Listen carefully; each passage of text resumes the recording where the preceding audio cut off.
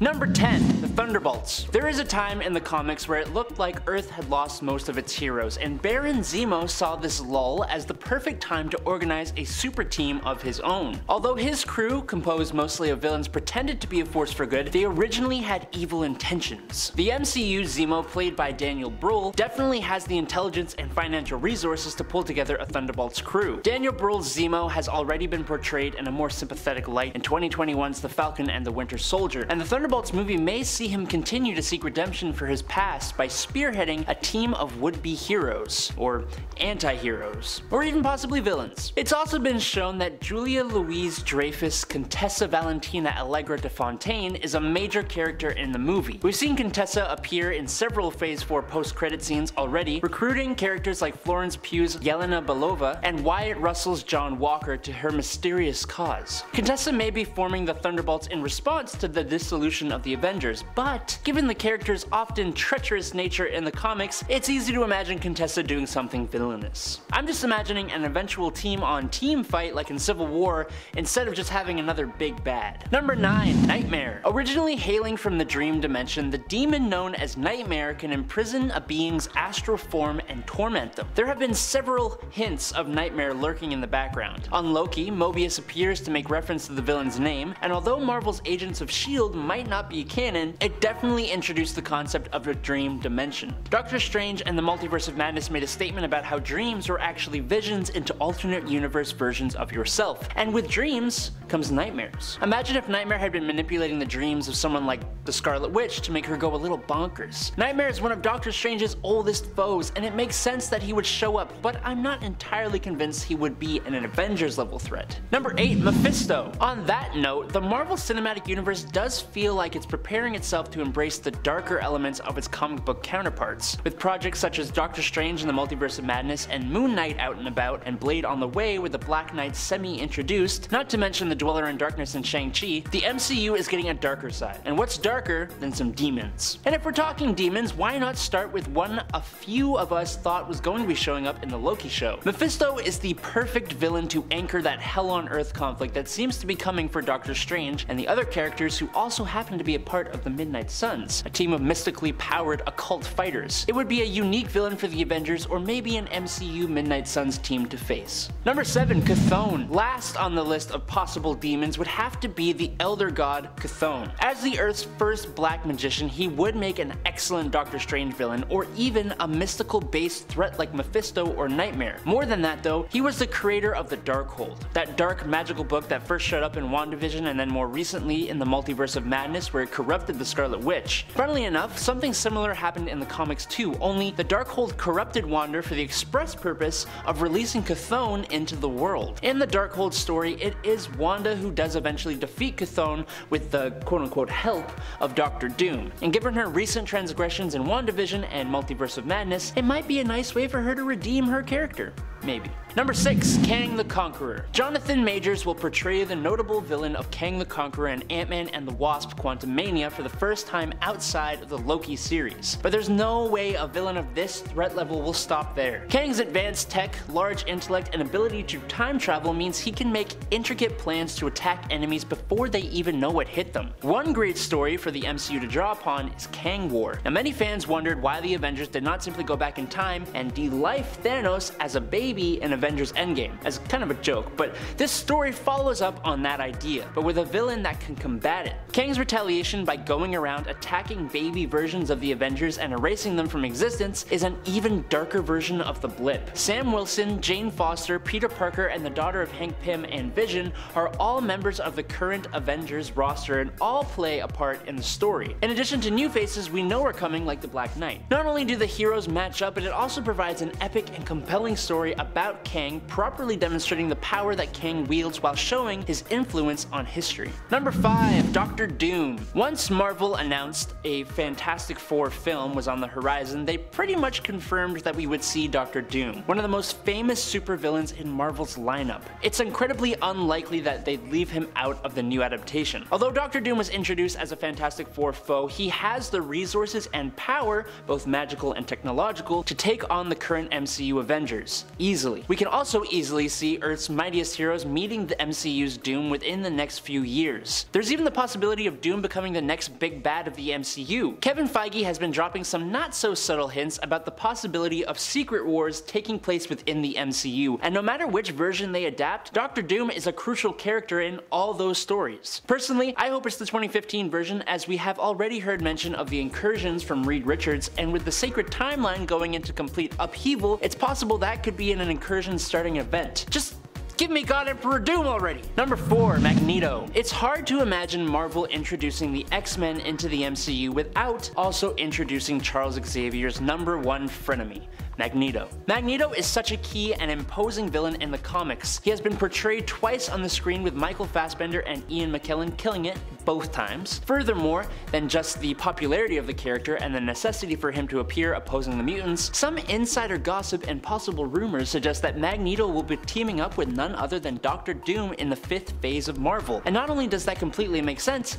it's also terribly cool to imagine. There isn't much to say, because if the MCU is getting mutants, this is kind of a no-brainer. Number 3. Galactus. In Eternals, we learn that unborn Celestials are planted inside planets across the universe, waiting for intelligent life to reach a point in which those Celestials can use that energy to be born, destroy said planet, and begin creating another sun that will power another galaxy in the place of the one destroyed. Being an ancient universe entity, Galactus is an all-powerful cosmic being that acts as a balance of power in the current universe. He does this by devouring planets throughout the cosmos as a source of energy to stay alive. It is more likely than not that Arishem the Judge, a Celestial, considers the death of a baby Celestial as a punishable offense. Galactus could be in the MCU as a tool the Celestials use to devour planets. Galactus often prides himself as a force of balance in the universe, and with Earth being such a powerhouse planet in the cosmos, its failed emergence is likely to upset the balance of things. Or, what if Galactus was actually hunting planets with the immense amount of energy a celestial seed would provide? This cosmic being is known for having a huge appetite that can only be satisfied by consuming the energy of planets. With certain planets, including Earth, hosting a celestial seed inside of them, a Herald of Galactus could view it as a great source of energy to keep Galactus fed. And that's not even mentioning the Fantastic Four. They're also famous for doing battle with Galactus. He also shares a connection with another famous Marvel character. There are lots of reasons he could show up. Number 2. Apocalypse. When we were talking about Kang, we talked about how he traveled through history. Well, speaking of characters who had roles in history, one of Kang's time-displaced alternates is called Rama-Tut, who was a pharaoh in ancient Egypt, and he had a bit of a backstory that involved another major villain, the ancient proto-mutant Apocalypse. More than his connection to Kang and the mutants, Apocalypse is also empowered with ancient celestial technology, and the Celestials have had more than a few mentions throughout the MCU, with a major role in the Eternals movie. Also, this major villain is arguably as powerful, if not possibly more powerful, than Thanos in different ways. Actually, speaking of Thanos, Apocalypse may be a bit too much like the Big Chin in terms of stature and the fact that he has his Horsemen of the Apocalypse like Thanos has the Black Order, but he has so much more to offer than that. I also think we gotta get a live-action redemption for this villain after the kind of bad Age of Apocalypse X-Men movie from 2016, but that's just my opinion. Number 1. The Beyonder. The original Secret Wars series, initiated by Marvel Comics in the 80s, was spearheaded by a cosmic entity known as the Beyonder, who observed the multiversal heroes and villains and, wishing to know more about human nature and conflict, transported them to an alternate world he created known as Battle World, made out of a mishmash of parts of Earth and other planets in the galaxy. The Beyonder brought together Marvel superheroes and villains onto this world, such as the Avengers, the Fantastic Four, the X-Men, and Spider-Man, including antagonists Dr. Octopus, Kang the Conqueror, and most importantly, Molecule Man and Dr. Doom. The threat of multiversal incursions that played a large part in the 2015 Secret Wars has already been established in 2022's Doctor Strange in the Multiverse of Madness, and we can strongly suspect Dr. Doom will be introduced very soon. After Thanos, the MCU needs a main villain with another more original motive. The Beyonder's desire to understand human nature allows for interesting narrative possibilities and philosophical discussions. Why conflict is inevitable, why people always want to achieve something more, and why imperfection makes life worth living are some of the themes the culmination of the MCU's Phase 5 could tackle. Not to mention, Beyonder is leagues and bounds bounds beyond the power of Thanos. Number 10. Scarlet Witch. Scarlet Witch isn't being ranked low for hotness, just FYI, as you all know how much I love Wanda just all around, so I would never do that to her, but I did think to rank her lower because I just feel bad that we're always calling her a villain on this channel, especially because, you know, she is a hero, but especially an Avengers villain, as Wanda is also known for being a key member of that team herself. Still, there have been a few times when Wanda has seemingly been at odds against her teammates. There are the times she has struggled to regain or maintain control over herself when Chthon has threatened to possess her, and there's House of M as well as Axis, and in the MCU, the time she mistakenly fought against the Avengers in the beginning of Age of Ultron, and when she caused mayhem without really meaning to in WandaVision, when her grief turned her into a powerful yet misguided villain. Basically, she's been a villain a lot, but I don't want to call her a villain, and I already know that she's hot, so number 10 for Wanda today. Number 9. Maximus the Mad. Maximus might not always be an Avengers villain, but he has definitely worked against them and his brother on more than one occasion. What makes Maximus so attractive? Well, he's definitely one of those tall, dark, and mad types, which honestly, I gotta say, I'm into it. After all, conventional thinking is just so boring and it's so safe, and Maximus is definitely neither of those things. He's not boring and he is not safe. Maximus is also quite intelligent, and while he is often crazy, he has also claimed insanity before as a means of escaping punishment, so he might not be quite as crazy as you think all the time. Not only has he threatened his brother's reign as king of the Inhumans, having usurped him multiple times in the past temporarily, but he also has threatened the Earth in the past. The entire Earth, which also obviously brought him into direct conflict with the Avengers. And friends, before we move on to this next spot, if you are loving this list and you are loving this channel, be sure to hit that thumbs up, be sure to smash that subscribe, you know, do all the cool things that us YouTubers ask you to do. And thank you. Thank you for doing them. It really does help us. So thank you. Number 8.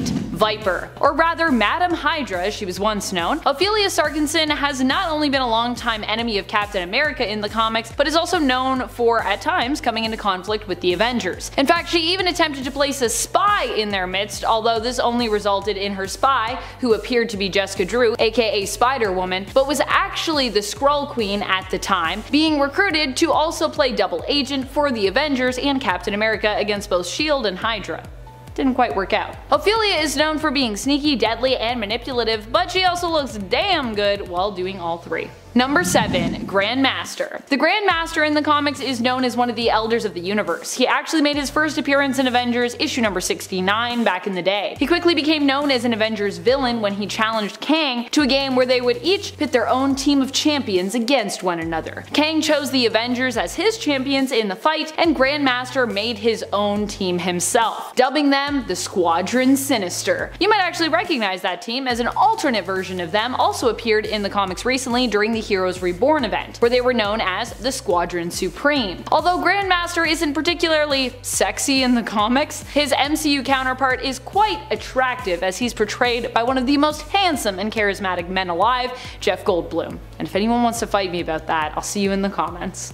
Number 6. Dark Avengers. I mean, not all of the Dark Avengers are sexy, but I think overall they're a pretty hot team, especially considering they're made up of some really bad and really deadly people. Among the ranks of the hottest Dark Avengers are Moonstone as Miss Marvel, Bullseye as Hawkeye, Daken as Wolverine, Sentry, Ares, and Yelena Belova, who was affiliated with the team for a time, although it was kinda later revealed that Yelena likely wasn't actually Yelena for most or for all of that time. The Dark Avengers is also an attractive group in the sense that they are still playing the role of heroes. Now, they might not always play the role well, but there is something sexy about seeing someone you know as bad playing the part of someone who is heroic. I guess it's just fun to see villains become heroes, or at least, you know, pretend to be heroes. I like when bad people are good, even if they're not really good, you know? Is that a thing? I don't know. Number 5. Queen Veronki. Or Veronke? I never know if I'm saying her name right, so I'm just gonna apologize to the queen if I'm saying it wrong. I think Skrulls are some of the hottest enemies of the Avengers out there, namely because they could shapeshift into whatever hotness they wanted, or that their opponent desired if they so chose. Shapeshifters are always the hottest because all options of beauty are basically possible to them. And beauty, after all, is very much subjective when it comes to what we define it as. It really depends on, you know, your personal preferences. Queen Veronki spent much of her time disguised as Spider-Woman, woman while infiltrating Earth, which I also think is a pretty hot form overall. Although not so hot in the sense that this reveal kind of wreaked havoc with Jessica Drew's character development throughout the recent years. Definitely a hot form, but not a hot thing to do. How dare you do that to Spider-Woman? Oh, Queen Veronki. Number 4. Loki. Real talk, I almost forgot to mention Loki on this list, but fortunately I caught myself before I straight up just left him off. I would have been so disappointed in myself if that had happened. Loki is an amazing villain who is also known for being a sometimes shapeshifter and an all-the-time trickster. Loki has taken on many forms before, and even for a time was known as Lady Loki when he stole the body of Thor's love, Lady Sif. He also posed as Wanda Maximoff, the Scarlet Witch, attempting to bend the Avengers to his will and create and lead his own team. All in all, Loki is a villain who cannot be trusted. But the fact that almost everything is a game or illusion to them is something that makes Loki so endearing. Even though he's often a liar, you kinda wanna believe him. Loki was so charming, he even fell for a version of himself when he crossed paths with the Loki variant Sylvie in the Loki Disney Plus streaming show. You know also that you're hot if you're falling in love with yourself. Number 3. Ultron. I know this might seem like a weird pick to some, but remember when Ultron was a hot lady? This was during the Ultron Initiative, back when Frank Cho was drawing Ultron and basically decided he wanted to draw a really hot and naked Janet Van Dyne as his Ultron. And honestly, I gotta say, Ultron be looking pretty good here, I cannot deny. Although the reasoning for Ultron wanting to look this way was not quite as solid as the overall appearance of the character. Still, Ultron is kinda hot even when appearing as a masculine automaton. As I've said before in previous lists, I personally think robots deserve love too, and Ultron is really no exception to that rule. Even though, yeah, he does kind of want to destroy all of humanity, but you know, what if we deserve it? And also, what if Ultron just didn't get enough hugs? Did you ever think of that? Maybe if we just gave him some hugs,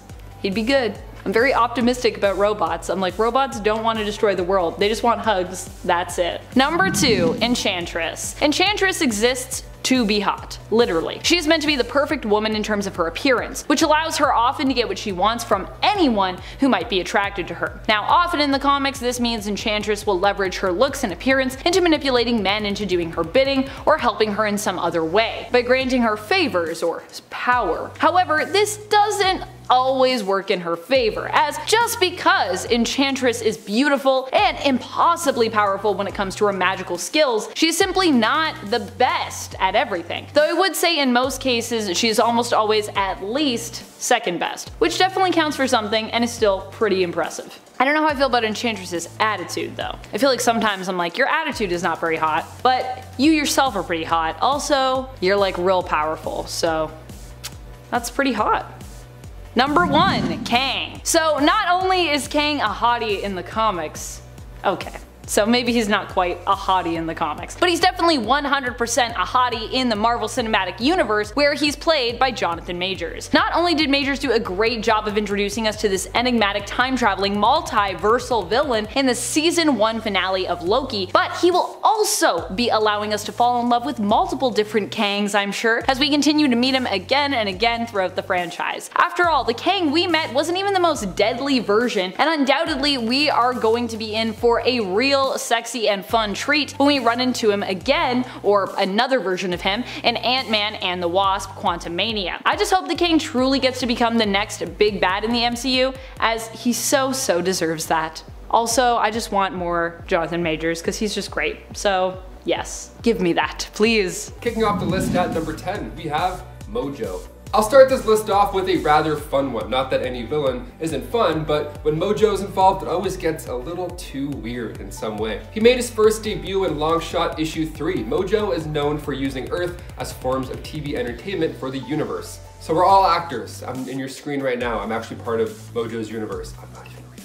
And his power increases the more viewers that he gets for this interdimensional TV show. So if you subscribe and like this video, maybe I'll get more powerful too, who knows? He's part of a race called the Spineless Beings. They're from a planet called Mojo World, of course, inside a pocket dimension called the Mojoverse. So it's all about him, we get it. He messes with the Avengers in a pretty dramatic way as well, especially in Avengers Annual 1. The Avengers of the Supernatural. Wow, there is a title right there. So in this issue, Mojo abducted the Avengers and created another supernatural version of the team. And if that wasn't weird enough, he made them participate in this reality show called Martian Transylvania Superhero Mutant Monster Hunter High School, which is Just a mouthful. Basically, the mutants of the Unity division were goths, the others were football players and cheerleaders, and the Avengers of the Supernatural were nerds. So he likes to play it weird. And before we continue on with this list of Avengers villains, guys, if you want to go ahead and give us more power by giving us a like down there, and if you haven't subscribed already, you might as well click that, and then you can see all our videos pop up. We do all the work for you. We'll just show up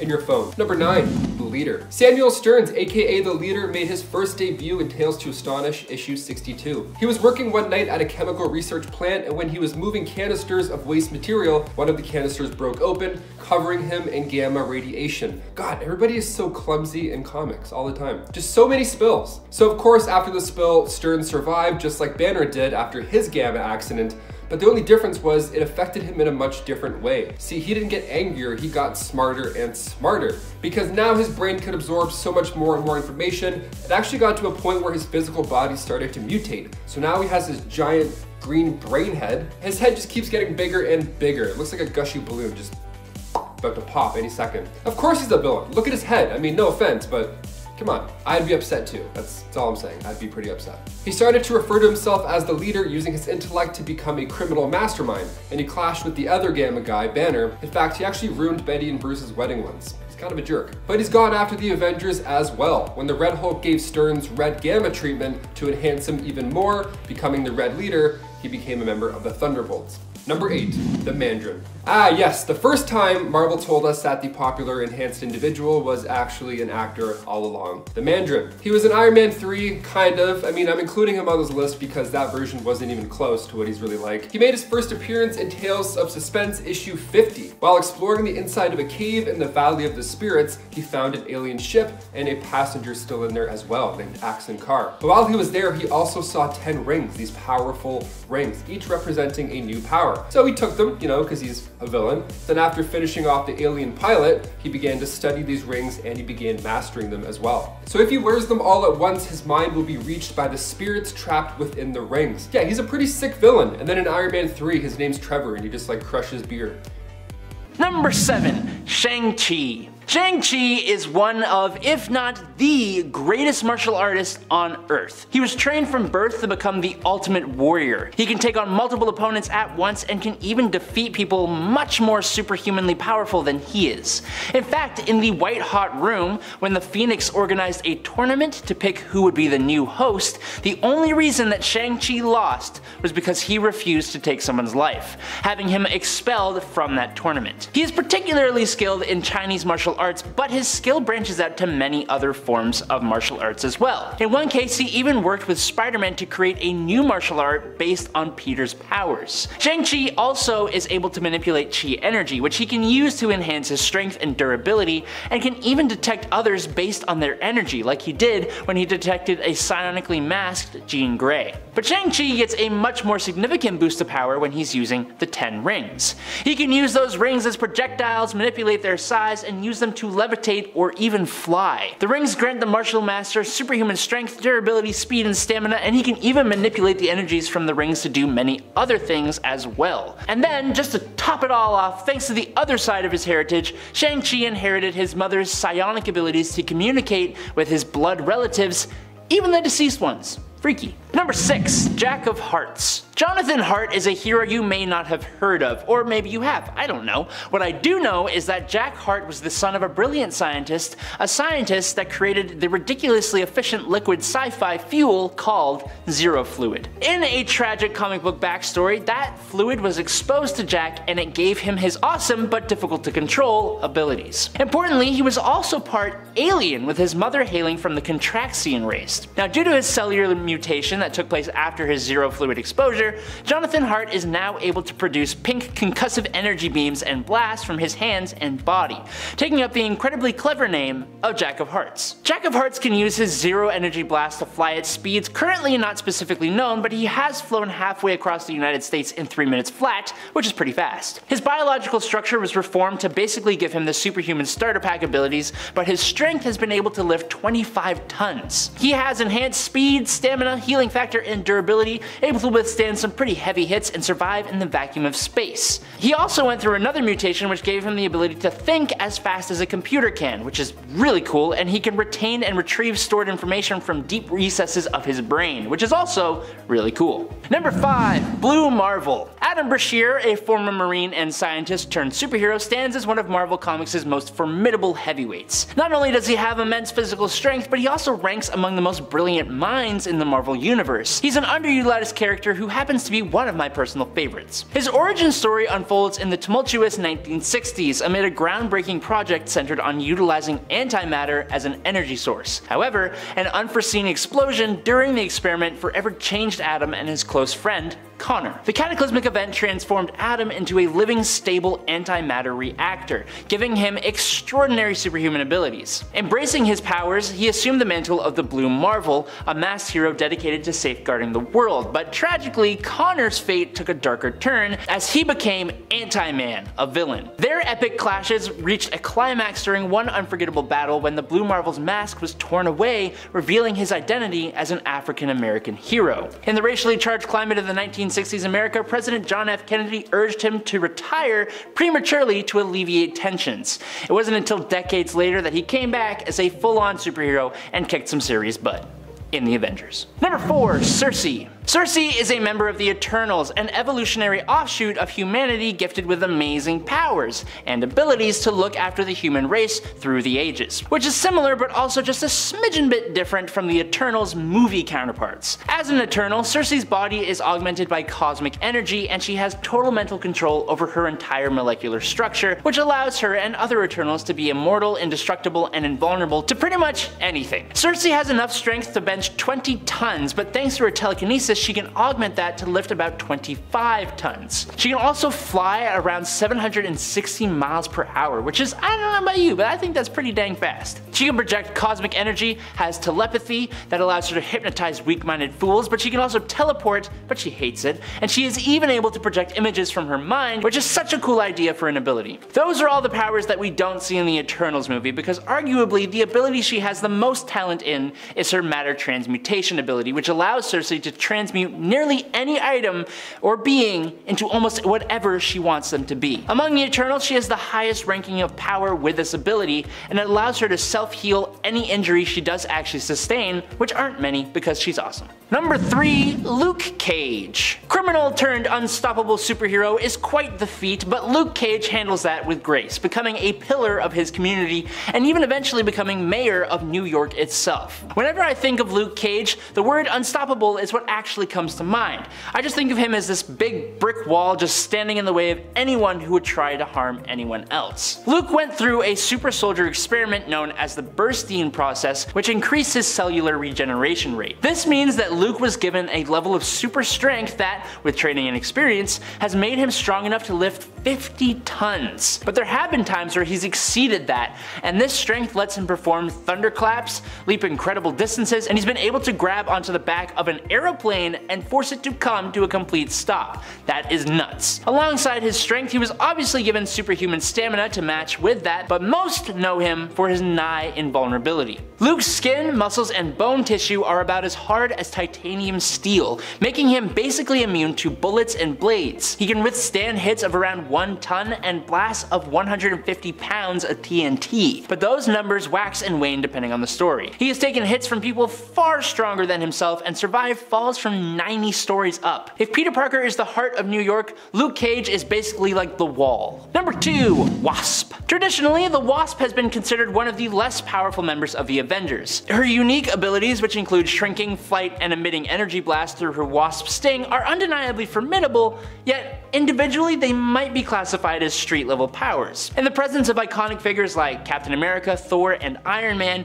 few anticipated that the Wasp would rise to prominence within the team's ranks. However, the Wasp defied those expectations in remarkable fashion. She achieved the distinction of becoming the first woman to lead the Avengers ever, a feat that astonished her teammates and fans alike. Her years of experience endowed her with wisdom and capabilities that far exceed the sum of her individual powers. The Wasp's mastery of her abilities, coupled with her intelligence and resourcefulness, transformed her into a formidable hero who surpassed the expectations of everyone anyone who had ever underestimated her. And finally, in at number 1 today is Protector. Novar, also known as the Protector, is an extraterrestrial figure who carries a bit of a renegade reputation. In a remarkable display of his power, he once took down both Thor and Captain Marvel simultaneously, an impressive feat by any measure. However, it's worth noting that many readers may not be familiar with the character of the Protector, as Novar has gained more substantial recognition among fans as Marvel Boy, particularly through his involvement with the Young Avengers. Hailing from Earth 200080 as a Kree super soldier, Novar has since laid claim to the vast universe of Earth 616 as his own. His unique set of powers include, and I'm not joking, explosive fingernails, psychedelic saliva, wall crawling abilities, heightened senses, and a remarkable conscious control over various bodily functions, among other powers. Novar's prowess in combat is truly formidable, a trait that certainly captured the attention of his teammate turned lover, Hercules. In shedding his Avengers affiliation and the Protector moniker, Novar has found his true calling and thrived as a member of the Young Avengers, the West Coast Avengers, and has even transitioned into the role of an interstellar diplomat and a Guardian of the Galaxy. Number 10. Hellstrom. Hellstrom is Daemon Hellstrom, also sometimes going by the name Daemon Hellstorm, the son of Satan. His initial appearance in Marvel Comics was shrouded in controversy due to him being marked as, well, you know, the son of the devil. But in recent years, this all died down with the ultimate dissolution of the Comic Code Authority, which made moral judgment calls on what subject matter could be covered or touched upon, even in comics, a lot less controversial, let's just say, for the most part. Daemon's father might not actually be the devil, as a few in Marvel Comics have made claims to this title. But either way, he still has become the ruler of at least a Hell dimension, thanks to his birthright. While Daemon is not known for appearing on the main Avengers team, he is known for being married to a fellow Avenger in the past, Hellcat, and has been a member of the Savage Avengers, which is why I'm counting him here. Although, lately, I feel like he's been a little less hero-y in the comics. Number 9. Hellcat. We don't talk about Patsy Walker Hellcat that often on Top 10 Nerd, but lately, I don't know, I've just been in kinda like a Hellcat kind of mood, I guess. Hellcat is definitely a hero who is overlooked on the Avengers roster, and honestly, her history has granted her some pretty unique and fun powers. I had fun looking back into Hellcat's past to be like, oh yeah, she has all these cool things. She has some magical abilities, including the ability to basically like dodge magic and see through illusions, making her hard to target for any magic users. She even can tap into a demonic side of herself, calling upon demonic energy to give her a boost in certain realms and in certain instances. It's conditional, but still is pretty cool. Number 8.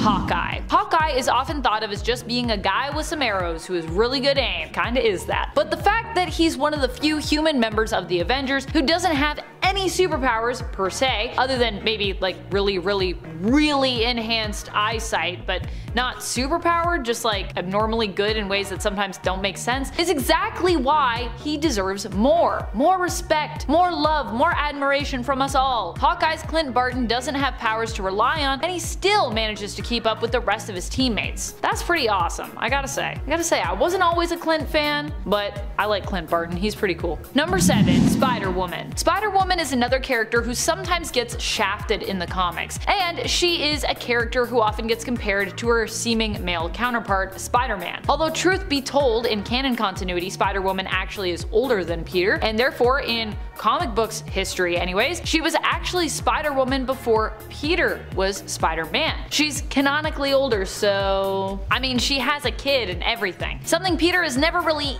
even been allowed to do permanently as a character, settle down, have kids, and grow up, all that good stuff. Although I would say that the fun of Jessica Drew is that she might be adulting really hard, but she never really fully grows up. She's always fun, sassy, and still figuring out so much of her life as she goes through it. To me, she's always been not only fun and badass, but also a relatable character, which is why I feel like she deserves to be featured more and get more respect from Marvel writers and fans alike, hence why she's on this list. Number 6. Black Knight. Honestly, probably one of the most underappreciated heroes we have as leader of the Avengers is the Black Knight. That's right, he was a leader of the Avengers, everyone. The Black Knight is a character who feels like lately he has faded into obscurity somewhat. I thought maybe with Kit Harington, made famous for his role as reluctant hero Jon Snow in the series Game of Thrones, playing Dane Whitman in the Eternals movie, we might actually see a resurgence of this character in the comics, and I was hyped for that, bolstered by his MCU appearance. However, while Dane's role as the Black Knight was teased at the end of the film with the appearance of his ancestral cursed sword, the Ebony Blade, we have yet to hear anything about the development of his announced series, and even Harrington himself says he's basically in the dark on what Marvel's plans might be involving this character. So it seems like we might have to wait a bit longer for Black Knight to get the respect he so deserves from modern day fans, but hopefully that's coming at some point soon. Like, come on, Marvel, give me the Black Knight series, give me something, I want it. I feel like it could be cool and it would be very different. Number 5. Vision. Vision hasn't really had a major focus on him in some time. I love that he agreed to join up with Carol's Avengers, and as such is getting more time on the Avengers team in the present day, where he can once more be in the spotlight. But I do feel like there was a little period in there where Vision wasn't really doing much of anything. Vision might seem like a boring character devoid of personality because he's an android, but I would argue that at times he is maybe more human than the rest of his teammates. There are moments in the comics where for me he reminds me of another android that I know and love, Data from Star Trek. Often it is his humanity that seems to motivate him, and also seems to be something that Viz struggles with as well, both in realizing its existence within himself and in accepting that human part of himself. Like, I mean, you gotta realize it before you can accept it, but even when I feel like he is kind of like, oh, maybe that's what's going on, I feel like he's not willing to fully embrace his humanity. I know he's an android, but sometimes he's just some really human stuff, guys. Number 4. She-Hulk. She-Hulk recently just had her own solo series, which as far as I've read thus far is amazing, by the way. I haven't finished it yet, but yeah. That series unfortunately just ended, and honestly it bums me out. She-Hulk is Jennifer Walters, who contrary to some very loud opinions, is not just a gender-swapped version of the Hulk. She is her own character in her own right, being Bruce Banner's cousin, who he came to shortly after his transformation into the Hulk, kinda seeking some help from Jen. However, during his visit, Jen was attacked by criminals who were worried that she, as a lawyer, was going to take down their boss. A very real threat, since Jen is actually a pretty great criminal lawyer, or was so at the time anyways. Now she's more into superhero lawyering, but still. After this attack on her life and Bruce being forced into giving her an emergency blood transfusion to save it, Jen Walters was forever changed into the sometimes monster, mostly hero, She-Hulk. She-Hulk has had a tumultuous path throughout the comics, having her highs and her lows. She has had long runs and short runs, and I'm kinda disappointed she isn't doing more these days, especially considering she also just got her own Disney Plus series, so you'd think that would help to give her character a comic book boost, but not really apparently. Her recent series didn't even make it to 20 issues sadly, and like I said, it honestly was great. I'm not fully up to date, but trust me, the issues I've read are really good. You should check it out. It's like classic She-Hulk. It felt so like original She-Hulk times. Ugh, so good. Number 3. Captain Marvel. I would argue that in a way, Carol is only recently starting to get her due. Captain Marvel has been and always will be one of the strongest Avengers around when it comes to the team. She is a cosmic powerhouse who has overcome a ton of adversity, but when it comes to her getting the respect that she deserves, she has had honestly a rough past. There was the whole thing with Marcus Immortus, see Avengers 197 through 200 for that fiasco, and then there was Civil War II, which saw Carol deal with some major character issues regarding how she was presented and written at that time. She became the villain of the story that should have honestly been equal in terms of which Avenger fans sided with, like in Civil War I. However, that isn't how Civil War II went down. Lately, however, Captain Marvel is finally getting the respect she deserves, as she has recently become the leader of the Avengers as we move into this new Avengers era. I am excited to see this kind of development happening for Carol, who has always been a strong and intelligent character who understands how to best utilize and motivate a team. So see her in that leadership role, it's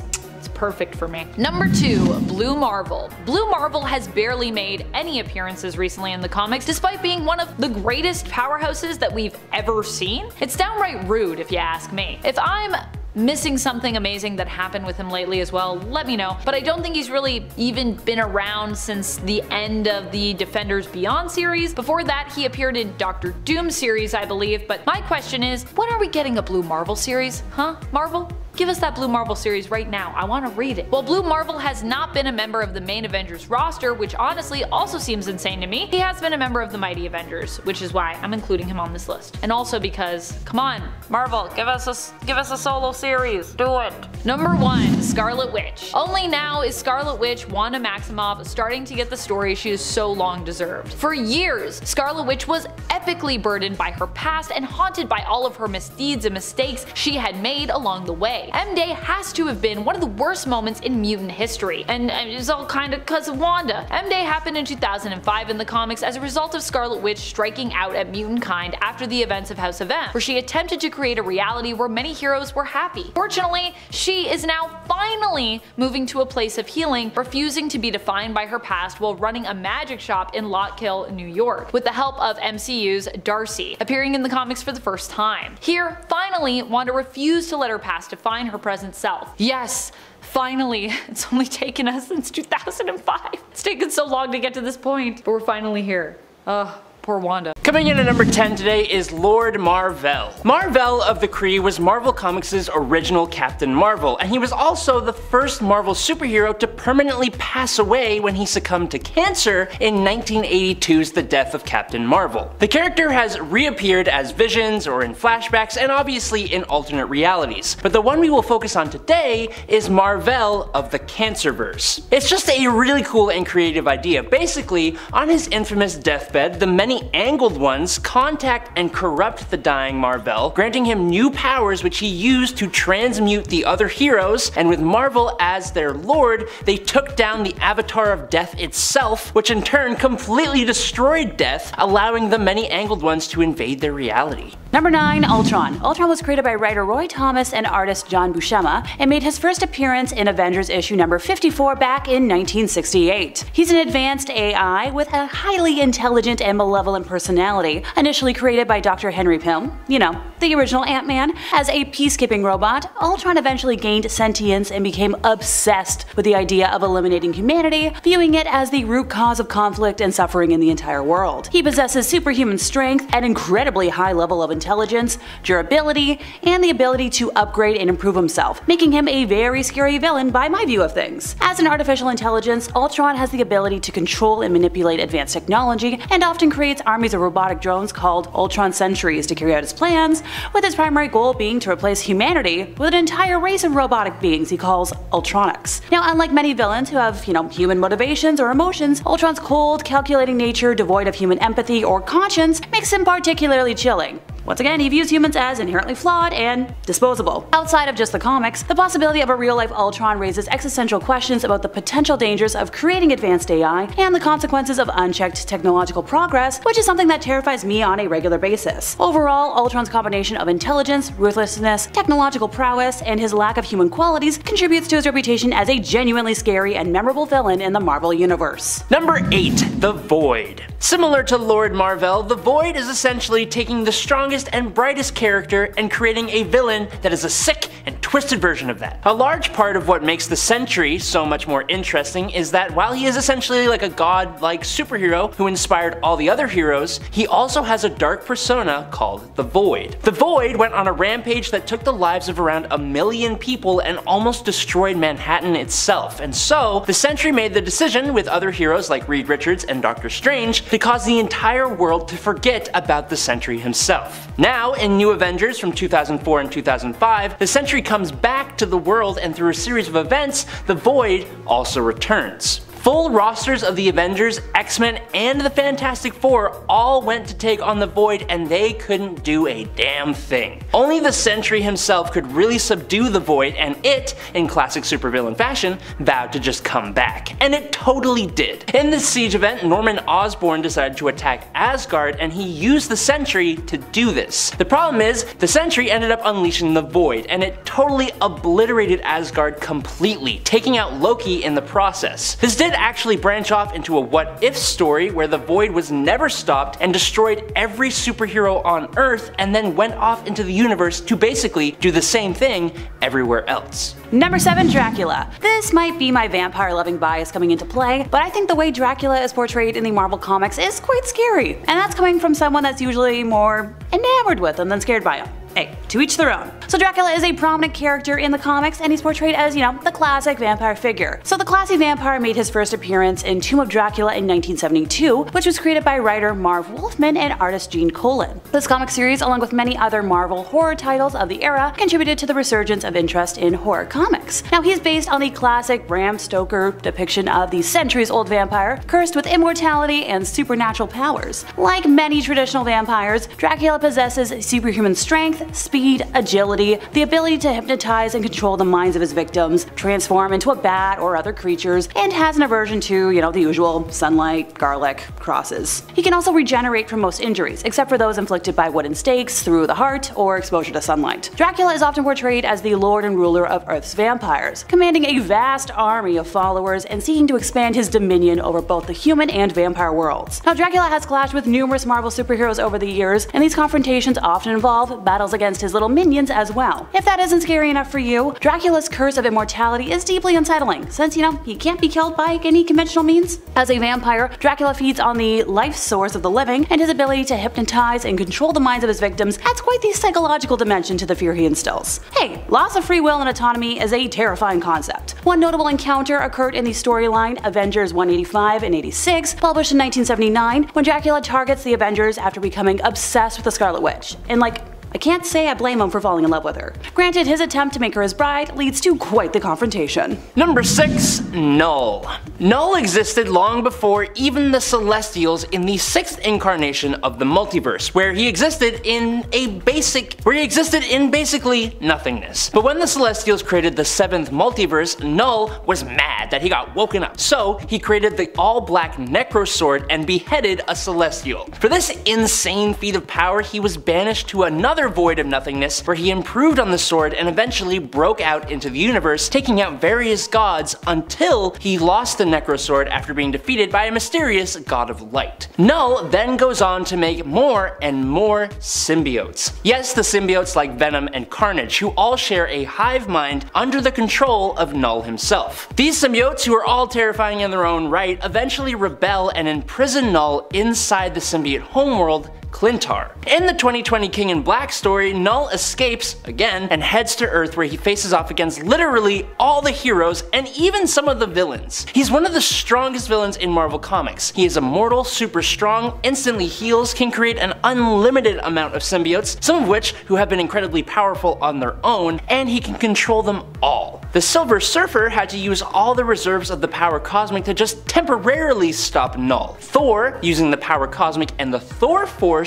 was no match for Null at all. Null has awoken, enslaved, and controlled Celestials, and even defeated the Sentry, ripping him in half and absorbing the Void, who we just talked about. The only thing that defeated him was Eddie Brock's Venom wielding the Unipower, which is Captain Universe, the protector of the universe, and the opposite to literally everything that Null represents. Number 5. The Apocalypse Twins. So this duo made their first appearance in issue number 5 of Uncanny Avengers, which was only published in 2013, ergo making them the most recent villains to come into the universe that I'll be discussing today. So they're mutants and the twin descendants of the big supervillain Apocalypse, so yay! Being bad comes pretty honestly to them. Okay, technically their real names are Uriel and Iman, and they were initially created by writer Rick Remender and artist Olivier Coipel, but Apocalypse Twins does sound infinitely cooler. So they were raised by Clan Akaba, a cult dedicated to their dear dad, which aimed to bring about the return of the powerful mutant leader. In terms of specific scary powers, Uriel possesses the ability to manipulate and transmute organic matter, including the power to heal and create life, while Iman has time manipulation abilities, allowing her to see into the future and alter the time stream. The duo are skilled manipulators who use their powers and charisma to sway others to their cause, just like, your everyday narcissists. So that's another little tick on the pass list from me. The twins believed that they could save mutant kind by eliminating threats to mutants and humankind alike, and had a twisted vision of a better world and sought to achieve it through drastic means. I hate sounding like a broken record, but jeepers. Look, a perfect world does not exist when created by force. In terms of, the hell they've unleashed specifically on the Avengers, they created a team of the 4 Horsemen of Death to execute their plans and clashed with the Avengers and the X-Men, leading to a major conflict known as the Ragnarok Now storyline. The storylines involving the Apocalypse Twins had lasting repercussions in the Marvel Universe, affecting relationships among mutants and superheroes. Their parentage plays obviously a very significant role in their menacing presence. As the offspring of Apocalypse, one of the most powerful and iconic villains in Marvel history, their genetic lineage implies an inherent potential for immense power and malevolence. Number 4. Chthon. Chthon stands as one of the most powerful demons in existence in Marvel Comics, and his ancient origins make him comparable to the very archetype of evil itself. He predates even the likes of Mephisto and is often regarded as the closest embodiment of the devil in demonology in Marvel Comics. Chthon and his Ngarai once ruled over Earth until they faced an assault by the angel Lucifer, an event that occurred long before Lucifer's rebellion against heaven and his ascent to rule over hell as the devil. Chthon's influence extends to the very roots of dark supernatural entities, including witches, werewolves, and vampires. He holds dominion over the most potent form of magic, known as chaos magic, the same mystical force harnessed by the Scarlet Witch herself. To put this into perspective, Scarlet Witch has reshaped the whole of reality with just a fraction of Chthon's power. His counterpart, Oshter, is one of the essential components of the Vishanti, which is a triumvirate that actively opposes Chthon and supplies Doctor Strange with his power. In response to Chthon's malevolent dark hold, they created the Book of Vishanti, a beacon of light against the Book of Darkness. Even powerful beings such as Dormammu and Mephisto invoke Chthon's name when casting their most formidable spells. Chthon's presence alone nearly corrupted and permanently incapacitated the Sorcerer Supreme, Doctor Strange. Defeating him is an arduous task, and even when achieved, it often results in his banishment back to his personal dimension, the Other Realm, where he's basically untouchable. Number 3. Korvac. So Michael Korvac, commonly known as Korvac, first appeared in issue number 3 of Giant-Sized Defenders back in 1975. Created by writer Steve Gerber and artist Jim Starlin,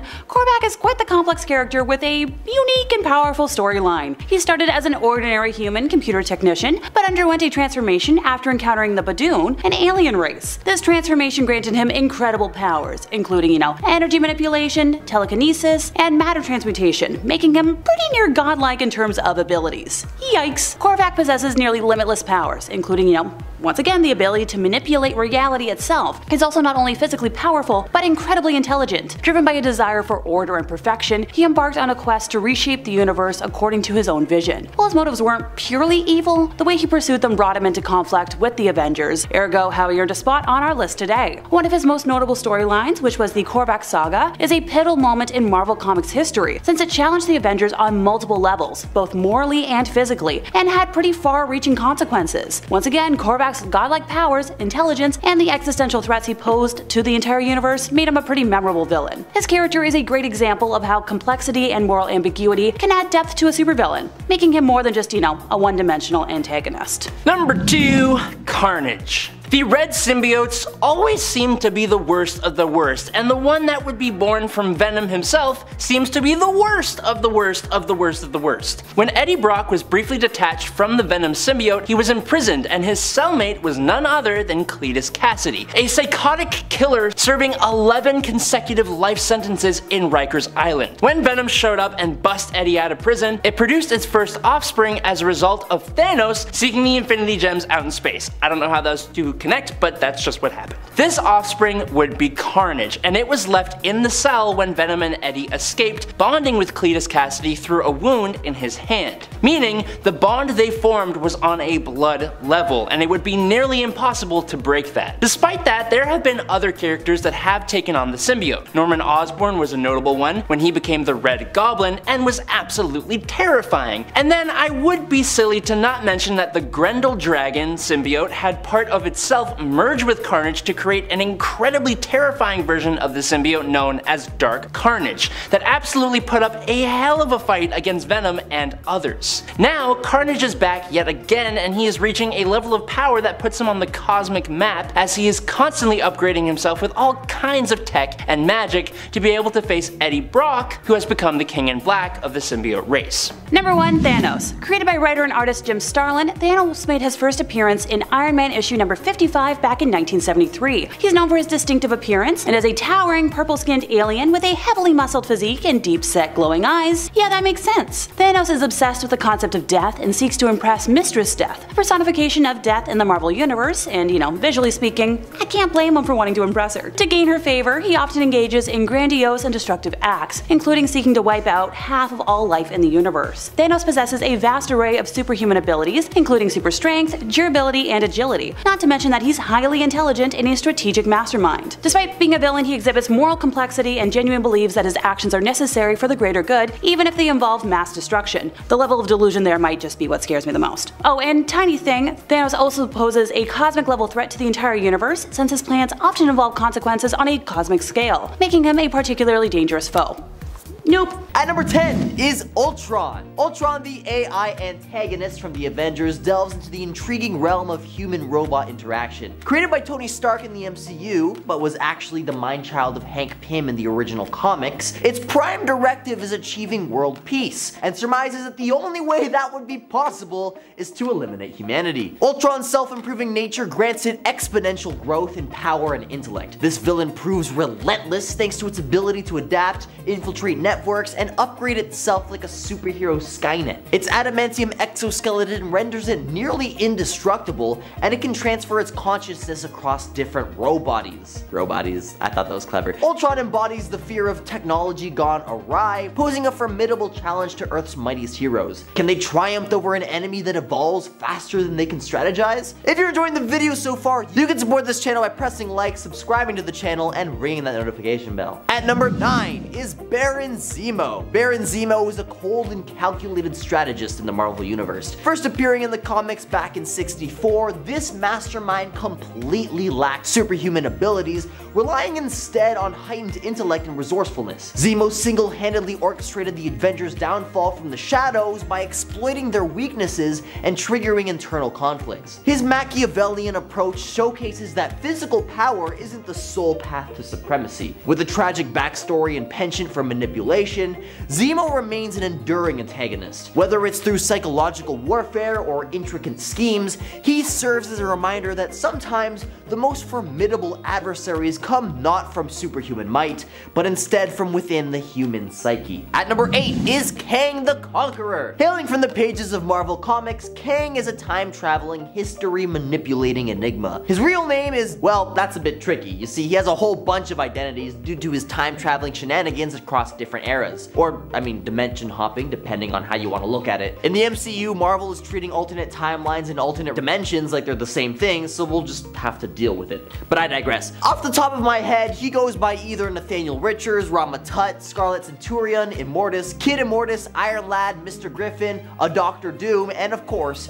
Kang the Conqueror, thus making him probably one of the most convoluted characters in comic book history, as there are innumerable iterations of the character spanning countless eons. For example, there are versions of Nathaniel who become Rama Tut before becoming Kang, others who after becoming Kang become Rama Tut again, only to then become either Immortus or Scarlet Centurion, and or back to Kang. Some flip between Rama Tut and Kang before becoming Mr. Griffin, while other Kangs don't become Kang at all and instead become Iron Lad. Yeah, it's really messy. And as you can already guess, what makes Kang truly interesting is his mastery over time, hopping around like a temporal tourist gone mad. With advanced future tech and extreme intellect, partly on account that he's a descendant of Mr. Fantastic, he's a challenge that is as much a puzzle as he is a powerhouse. His various incarnations, alternate selves, and mind-bending plots make him a true headache for our beloved Avengers. Wrapping your head around Kang's complexities might require a time machine of your own. At number 7 is Thanos. When we talk about Avengers villains who are a tough nut to crack, Thanos inevitably leaps into the picture. I mean, we're not just dealing with your everyday antagonist here, we're talking about the Mad Titan himself. Thanos is like the ultimate cosmic conundrum, most notably wielding the Infinity Gauntlet and its mind-bending gems. With that kind of power, he can reshape reality, control time, and alter the very fabric of existence. The Avengers had their hands filled dealing with this purple-skinned powerhouse. Remember that snap? The one that wiped out like,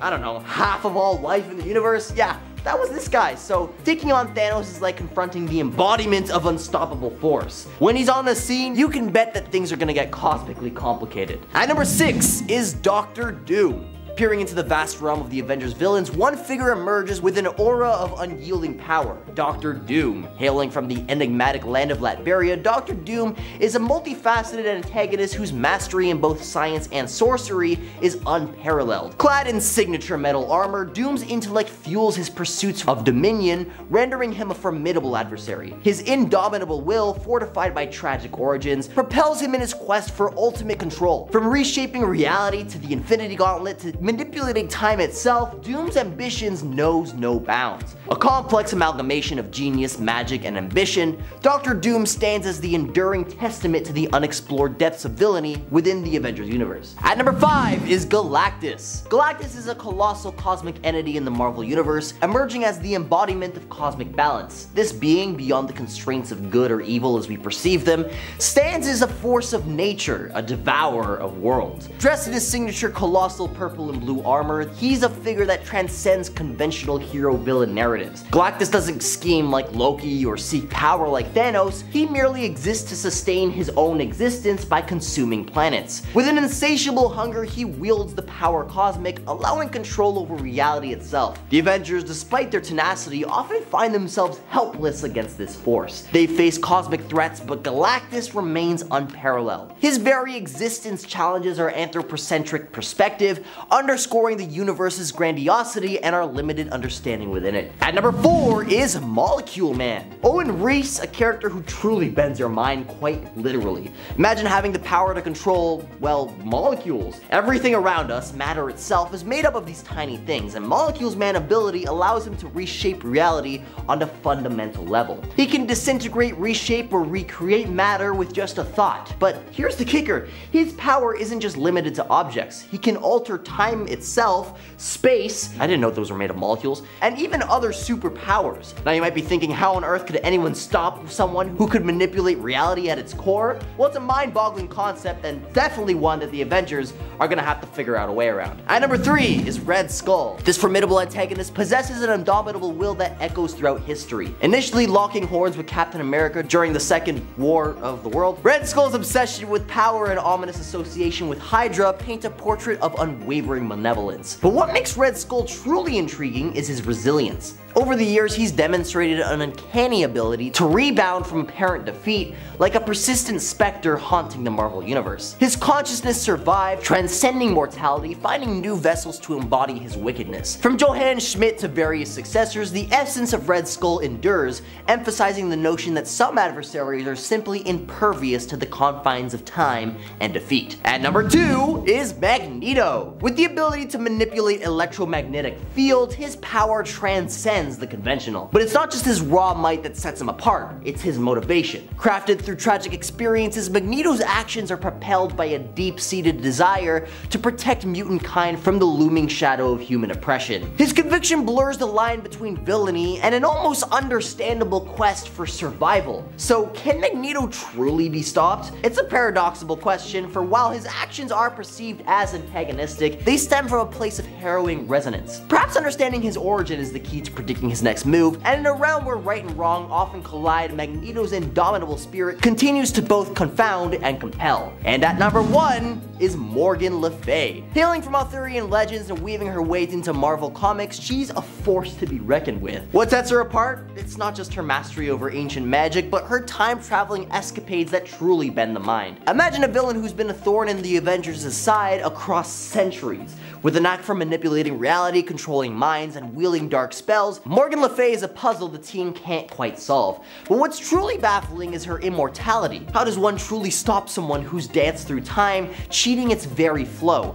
And as the Avengers continue to battle this enigmatic enchantress, it's a reminder that some foes are beyond the grasp of conventional heroics, slipping through time's fingers like sand. Number 10, the UFOs. The UFOs are a group of Hulk villains who wanted to recreate the accident that gave the Fantastic Four their powers. They hired the engineers who built the Fantastic Four's original ship and set off, hoping to be pelted by cosmic rays. Their ground facility was discovered by Bruce Banner, who thought the team were being exposed to the rays by accident and brought the shuttle down. The team resented the fact that Banner tried to save them, as they thought that longer exposure would have made them even more powerful. This resentment caused them to vow revenge on Banner and the Hulk. The UFOs have 4 members: Ironclad, X-Ray, Vapor, and Vector. Ironclad was transformed by the cosmic rays into organic metal that he can control, making him able to increase or decrease his weight at will. This allows him to hover in the air or come down on his enemies with the force of a mountain. He also has superhuman strength and durability. X-Ray was transformed into living energy and therefore can't really be hurt. He can fly, turn invisible, and emit radiation blasts, as well as negative gamma rays, which allow him to transform Hulk back into his human form. I suppose he could also use this power to give most of the Avengers cancer. Vapor can transform into any gas she wants, usually using it to poison her enemies. Vector has telekinetic powers which he can use to move objects as well as focus into blasts, which have shown to be able to flay most of the Hulk's skin. Sure, the Hulk has managed to take them out on his own, but if they can get him off the board with X-Ray's powers, the other Avengers will have a challenge taking out this supergroup gone bad. In at number 9 is the Sinister Six. Spider-Man is one of the best heroes Marvel has to offer. Maybe not the most powerful, but arguably the most popular and inspiring. But gosh darn it if he doesn't have a knack for absolutely ticking off his villains with incredibly good and some might say annoying quips. He drives villains insane, which is likely why his 6 greatest villains came together to try and bring him down for good. The original team was made up of Dr. Octopus, Electro, Kraven the Hunter, Mysterio, Sandman, and the Vulture, and each one of these villains can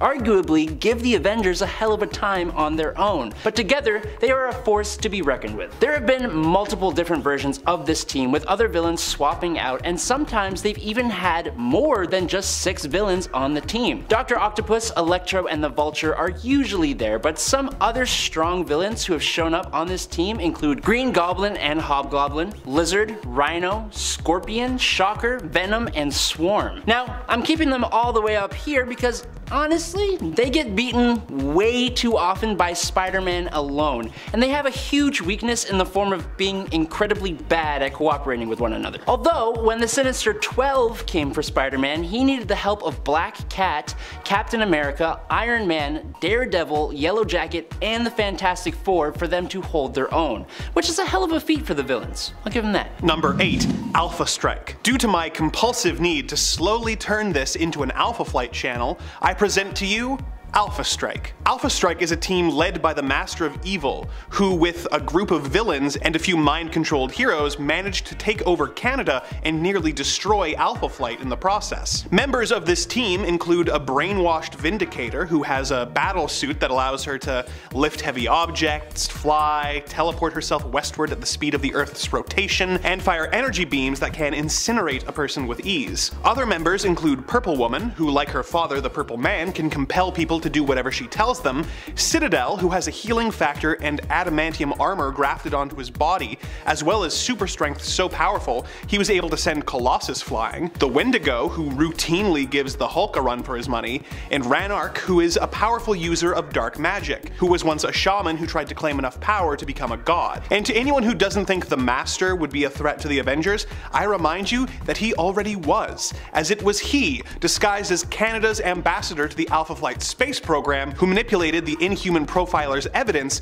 in order to isolate Captain Marvel and help cause the second Marvel Civil War. At number 7 is Luke Cage, a man who transformed from a life of crime into the embodiment of invulnerability and strength. Luke's journey is one that showcases the epitome of transformation from criminal to protector, and even the mayor of the Big Apple. He's like a modern day Hercules, but without the whole mythology thing. The secret sauce here is the bursting process, a super soldier experiment that's like the ultimate makeover, but for your cellular regeneration rate. This process gifted Luke with an ungodly amount of strength, akin to lifting 50 tons. This strength isn't just for show. Thunderclaps? Check. Leaping long distances? Check. Pulling an airplane's brakes like it's a kid's toy? Absolutely check. But the real kicker is his nigh invulnerability, having skin, muscles, and bone tissue tougher than titanium steel. He can also take hits from heavy hitters, surviving smacks from folks that make him look like an underdog. And let's not forget his favorite pastime, surviving falls from skyscrapers like it's just another walk in the park. At number 6 is Black Panther. First of all, let's talk about that suit. Made from vibranium, the strongest metal in the Marvel universe. It also absorbs kinetic energy, making it practically indestructible. But it's not just the suit that makes T'Challa unstoppable. He's got the agility of a panther, the strength of a vibranium enhanced human, and combat skills that could give even the most skilled martial artists a run for their money. And don't forget about the intellect. The guy's a genius, ruling over Wakanda, a technological wonderland hidden in plain sight. Vibranium powered tech, healing herbs, you name it,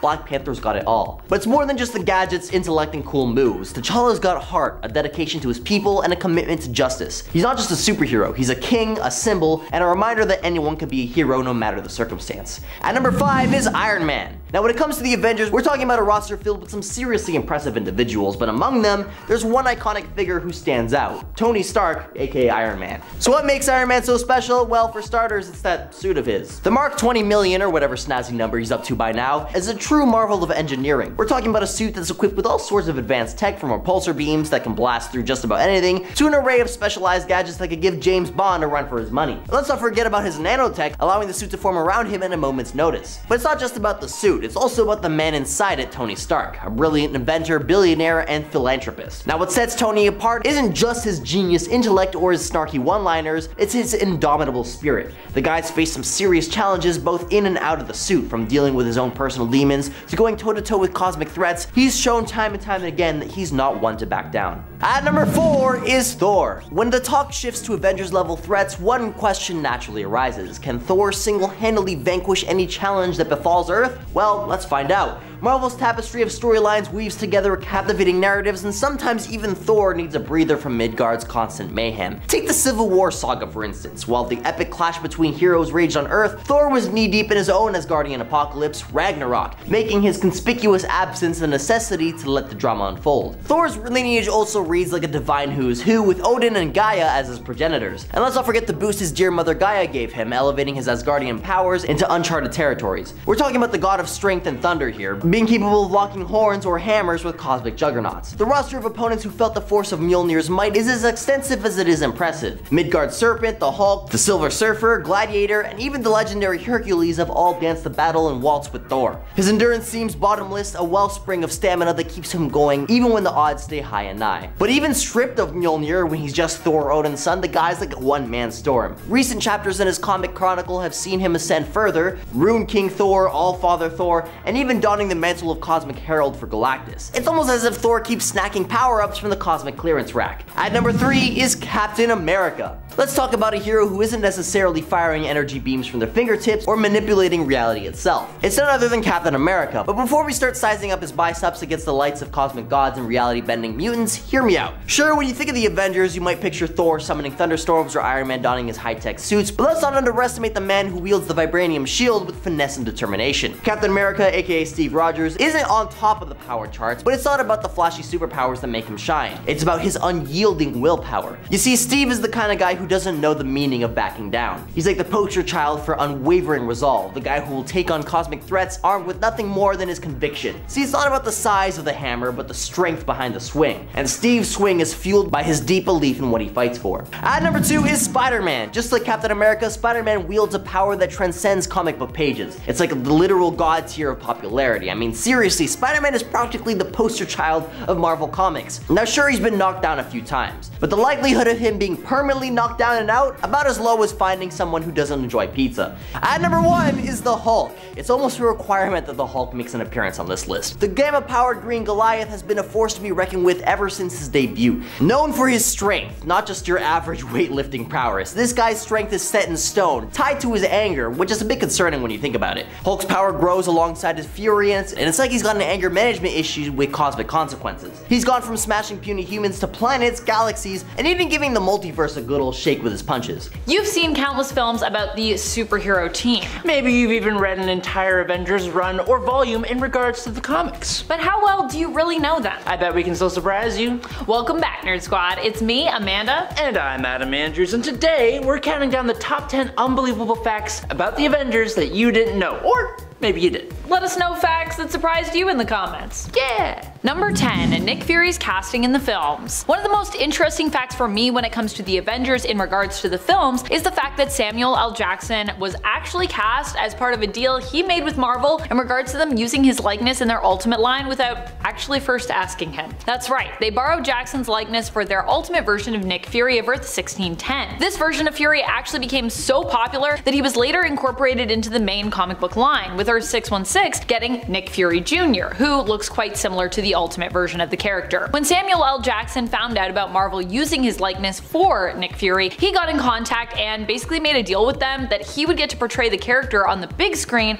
when that day came. And That's exactly what happened, with Nick Fury being the one responsible for bringing the team together in the cinematic universe. Number 9. Avengers Mountain. It's really sneaky of the Avengers to call their new HQ Avengers Mountain, because that thing ain't a mountain at all. It's a 2,000-foot tall corpse of a space god called the Celestial. Specifically, this Celestial is known as the Progenitor, and it came to Earth 4 billion years ago. They took that sucker's body and converted it into their home base with living quarters for each member of the team, a gym, a laboratory, and docks for ships. It's creepy as hell, and just to prove that point, they connected every, quote, floor in the, quote, building by turning the Celestial's spine into the, quote, spinal lift. How messed up is that? The Avengers partially reanimated the Progenitor's circulatory system and used the cosmic energy from its blood cells to turn one of the ventricles of its heart into a teleportation hub. They turned the Celestial's cerebrum into a server room called the Brain Room with the most powerful computer terminal in the galaxy. Each finger of the Progenitor's right hand was turned into a personalized hanger. As some kind of weird sick joke, its left bicep got turned into the Avengers Strength and Conditioning Center, and its, quote, mustache area was turned into Tony Stark's locker room. They even turned the space god's intestinal tract into a detentional facility for captured villains. Not going to lie though, it's actually kinda cool. Nowhere is a celestial head, so it's not like this is anything new. Number 8. First female Captain Marvel wasn't Carol. Fans of Monica Rambeau in the MCU, who is played by Teyonah Parris, may not know that when it comes to Captain Marvel, she actually held the title before Carol Danvers did. Yep, back in the day, Carol was known as Miss Marvel. With Carol already having a title that was inspired by her role model, the Kree hero Captain Marvel, Monica ended taking up that name for herself. She only kept it for a little while though, as then Marvel's son showed up and wanted to use it, with her taking the name of Photon afterwards. Then moving on to my least favorite of her codenames, Pulsar, before settling on Spectrum back in 2013 in the comics. And she's been Spectrum pretty much ever since, though honestly I still really love the name Photon for her. Monica initially took the name of Captain Marvel back in the early 80s, and Carol actually wouldn't use that name until 2012. Also, if you're wondering why this is an Avengers fact,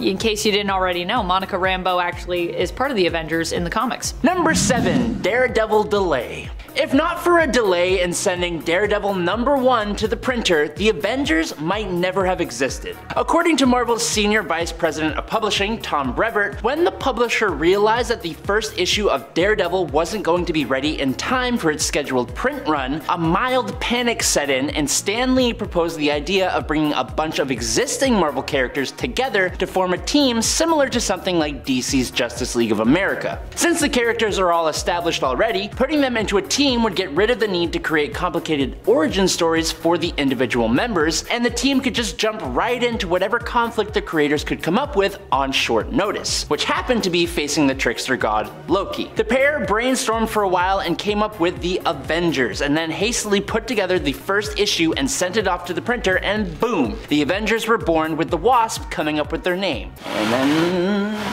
Speaking of the Wasp, what a good lead-in. I love that. Number 6. The Wasp led the team. Speaking of the Wasp, thank you for that lead-in, Adam. That was so good.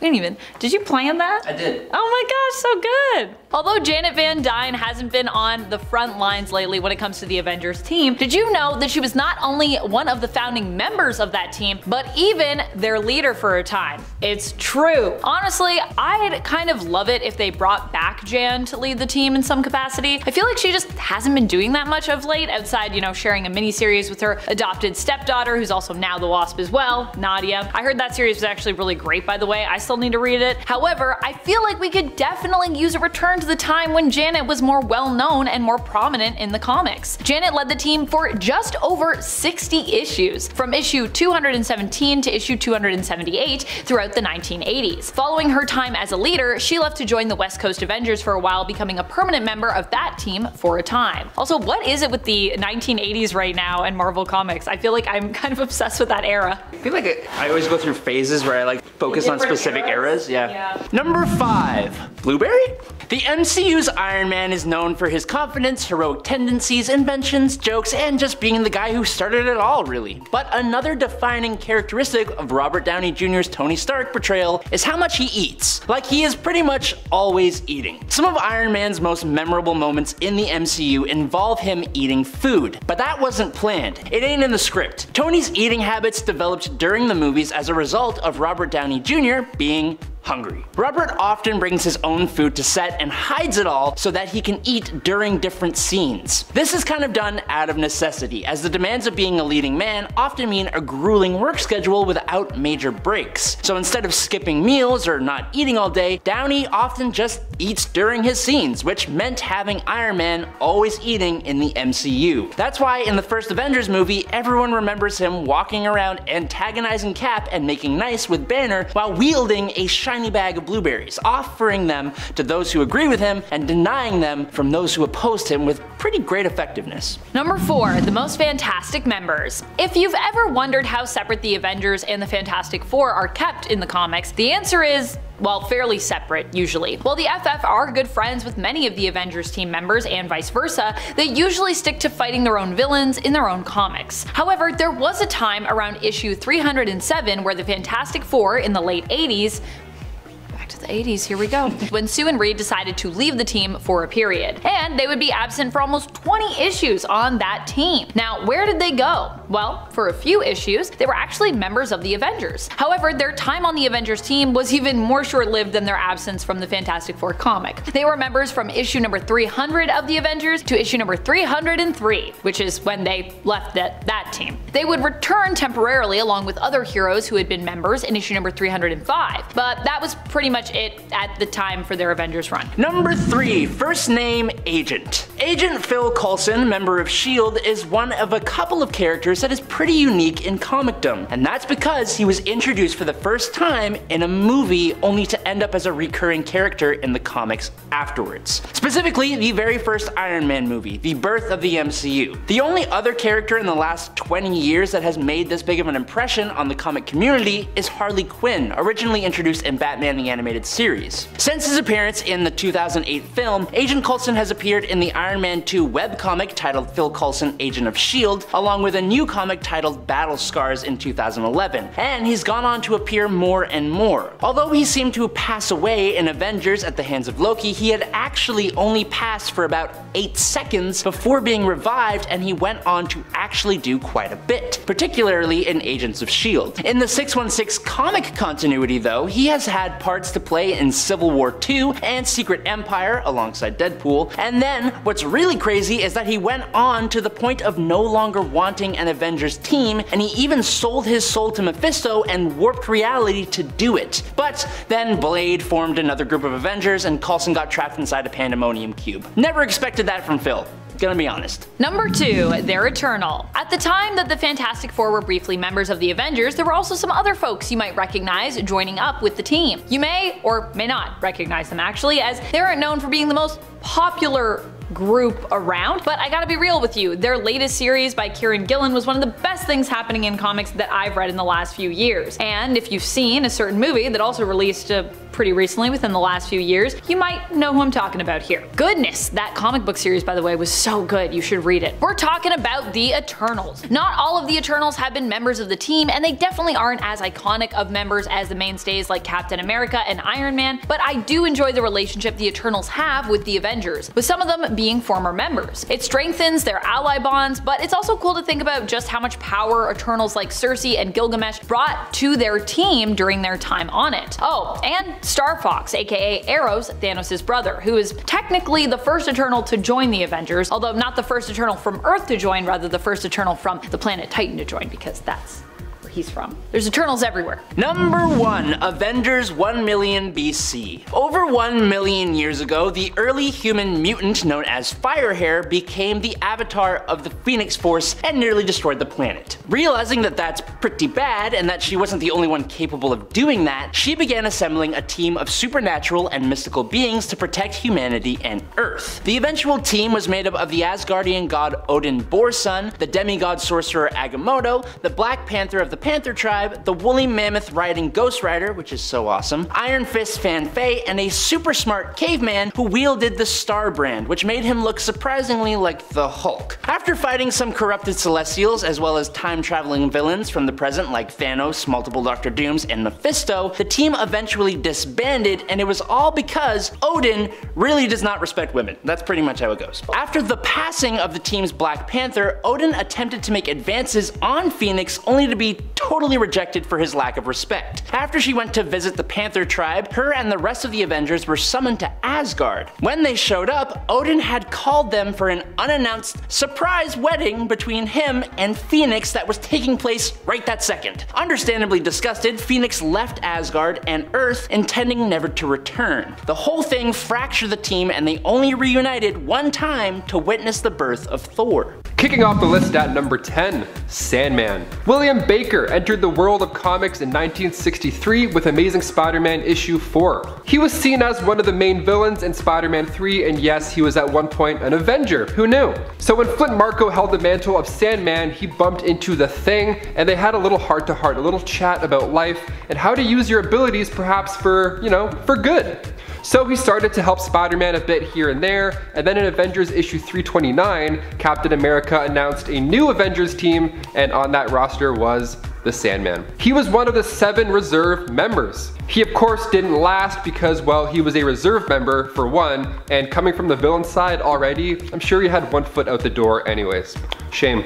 And before we continue on with this list, guys, if you haven't already, make sure to hit that like button down below because those little thumbs up are great for the page and great for our studio. You guys are the best. Thank you so much for watching. Now back to some Avengers who became villains. Number 9, Sentry. Making his first appearance in Sentry issue 1, of course, Robert Reynolds was a struggling addict who made his way into a laboratory and discovered something called the Golden Sentry Serum. So of course he consumed it, and then he got the surprise of a lifetime when he was then given the power of 1,000,000 exploding suns. That's a lot of power. That plus a homemade costume equals a brand new superhero. Robert fought alongside the X-Men, the Fantastic Four, then the New Avengers. Things changed for Robert when Norman Osborn decided to put together a little team of his own, the Dark Avengers. So Sentry was also once a Horseman of Death, serving alongside Banshee, Grim Reaper, and Daken. He even considered himself as the heir to Apocalypse at one point, so definitely not an Avenger anymore, for sure. Number 8, Namor. King Namor is of course Marvel's version of Aquaman. He's the king of the seas, and he's also not a fan of metahumans, surprisingly. He mostly would go head to head with Black Panther and Wakanda. He wasn't a fan of Wakanda. He often attacked it quite a bit. He was asked to join the Avengers back in 1963 in Avengers issue 16, but he declined. Too cool for school. We get it. Alright, cool. He did join for a brief amount of time though, but when the Avengers vs. X-Men happened, he stood with the X-Men and he fought Luke Cage and the Thing. What a traitor. I mean, he's not the worst, but if you're not with the Avengers, you're clearly against them. Especially after you've helped them out for a bit and then you change your mind. Come on, dude. Number 7, Moon Knight. Moon Knight has been on a few Avengers adjacent teams, but I don't believe ever the mainstay Avengers team. Instead, he's been relegated to offshoots and variations of the Avengers team like West Coast Avengers and Secret Avengers. I will say, I do think he felt pretty perfect on the Secret Avengers team, where he was brought on because of his ruthless determination and where his neurodivergence was, I will say, at least tolerated. I think we could do better though for Mark, and even maybe see him in the modern day on a full-fledged Avengers team. If not in the MCU, then at least give it to us in the comics. He's just such a fascinating character, and I do feel who better to lead the team than someone who managed to beat the entire recent roster, or one of the most recent rosters. So yeah, I think we should give him a spot. Like, I feel like just Age of Khonshu, even though I know you would think that doesn't earn him a place because he did kick the Avengers' butt, but I think the Avengers should sign him up and be like, you kicked our butts, so maybe join us and show us the ropes a little bit. Teach us some things. Number 6, Punisher. I might not be a huge Frank Castle fan myself, though admittedly that's probably just because I haven't read many or perhaps the right issues of Punisher, but I know there are so many out there who love this character. And for those folks, for the Punisher fans out there, the Punisher stans, I figured we should mention him on this list. Punisher is another one of those heroes who has been been on quite a few Avengers adjacent teams like Savage Avengers and Secret Avengers, but he's never actually made the cut for the mainstay. I don't think this is just because there are lots of other heroes out there on the Avengers team who are not as much a fan of the Punisher's approach to heroics. I think it could also be because the Punisher himself often just prefers to work alone. Still, I'm sure there are many out there who would be rushing to buy more Avengers comics if Frank was on the team, so maybe we should consider putting him on the team, sell some books. Also, I think Frank could fit on the team. It all just depends on how you write it. Number 5, Sentry. Sentry is another hero who honestly is such a powerhouse. Sentry is a hero who honestly is such a powerhouse. I feel like he deserves a spot on the Avengers. Bob has been down and out, used and mistreated, manipulated, but he's never really been in his own power and felt like a character who had a lot of agency. And I would love to see what he's like when he's not struggling with being obsessed with substances or fighting back against the evil within himself. Now, granted, right now, he is kind of dead in the comics, but I'm sure he'll be back eventually, and when he does, I hope the mainstay Avengers team at some point can find a place for him, because I would love to see that character development for Sentry. Number 4, Daredevil. I still cannot believe that Daredevil has never been an Avenger. That is crazy to me. I guess because Daredevil is more of a street level hero, or at least I have to imagine that's the reasoning behind this choice. However, that being said, I still think having someone with a street perspective can be super useful to a global team. I mean, just look at additions like Spider-Man. Now sure, he is also insanely powerful in comparison to someone like Daredevil, but at the end of the day, he's still a street level hero. And while Daredevil isn't as super powered as some other mainstays, that really shouldn't stop him from joining up with the team. Black Widow and Hawkeye have been members in the past, and they've managed to handle themselves. While Black Widow is a borderline super soldier at this point, some would argue that Daredevil's connection to the mystic world, along with his heightened senses, would put him in a similar category. I would definitely say he's at least on the level with someone like Hawkeye, who basically has enhanced vision and is just an expert marksman, who trained to be one of the best, if not the best shot ever. Number 3, Jean Grey. Although her good friend Storm has been on the team before, Jean has sadly never gotten the honor. I know that Jean, or rather an avatar of Jean that was really the Phoenix who turned dark, blew up a planet once, but I still feel like she's too much of a heavy hitter to not have made the cut. Jean Grey is one of my favorite characters, as you may have noticed by now on the channel, and an area that I feel like the Avengers are often lacking in happens to be, well, just her power set, that of telepathy. Sure, we've had characters like Moondragon, Mantis, and even Star Fox or Arrows if you prefer, to an extent, but we've never had a telepathic or telekinetic quite as powerful as someone like Jean Grey. Now, I also acknowledge that the X-Men and the Avengers tend to be kept pretty separate, but then again, this isn't always the case with them. Just take a look at characters like Wolverine. He was accepted on the team, so I think if he can make it, why can't someone like Jean get a membership card? Huh? Number 2, Blue Marvel. Okay, but speaking of characters that are absolute powerhouses, how has Blue Marvel not been invited to join the Avengers yet? That seems like a huge mistake to me. Like, what an oversight. Blue Marvel is possibly one of the most powerful heroes in all of Marvel comics, and yet somehow we forgot about him when it comes to finding him a place on the Avengers. I feel like we forget about him a lot, but he's amazing. He should be doing more things. This is a hero who has been active since the 60s and also lived through the prejudices of that time. He's seen and learned so much over his life. He's a genius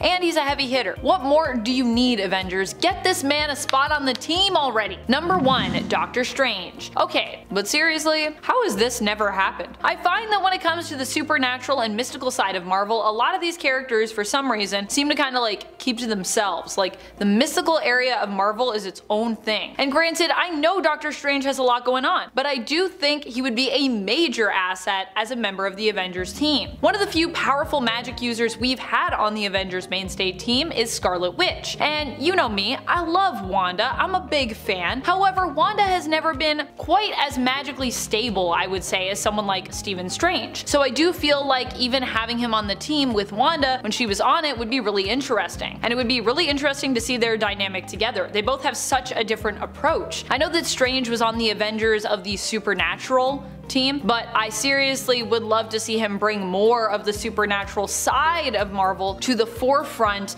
and sort of the the main area of Marvel Comics, as opposed to just creating a separate smaller Avengers team, you know, just for magic. Let's bring it all together. Why can't magic be part of the mainstay? At number 10 is Sam Wilson, aka the Falcon. Thank you to Rodney Lindsay 849 for suggesting him in part 1 of the series. Sam Wilson is the guy who became the new Captain America after Steve Rogers hung up his shield. But here's the thing, in the Avengers, even though he took on Cap's mantle, he's not exactly getting the spotlight he deserves. See, Steve Rogers, the OG Captain, is a tough act to follow, no doubt, but Sam's got the heart, the skills, and the wings to match. He's proven himself time and time again, but fans still don't give him the credit he's due. Let's not forget, he's carrying on the legacy of Captain America himself, and that's no small task. But nevertheless, Wilson's a great successor. This guy's got some mad skills. He can fly like a boss with those wingsuit thingies, plus he's got his vibranium shield that he rocks just as good as Cap did. But for some reason, he's often just pushed to the sidelines.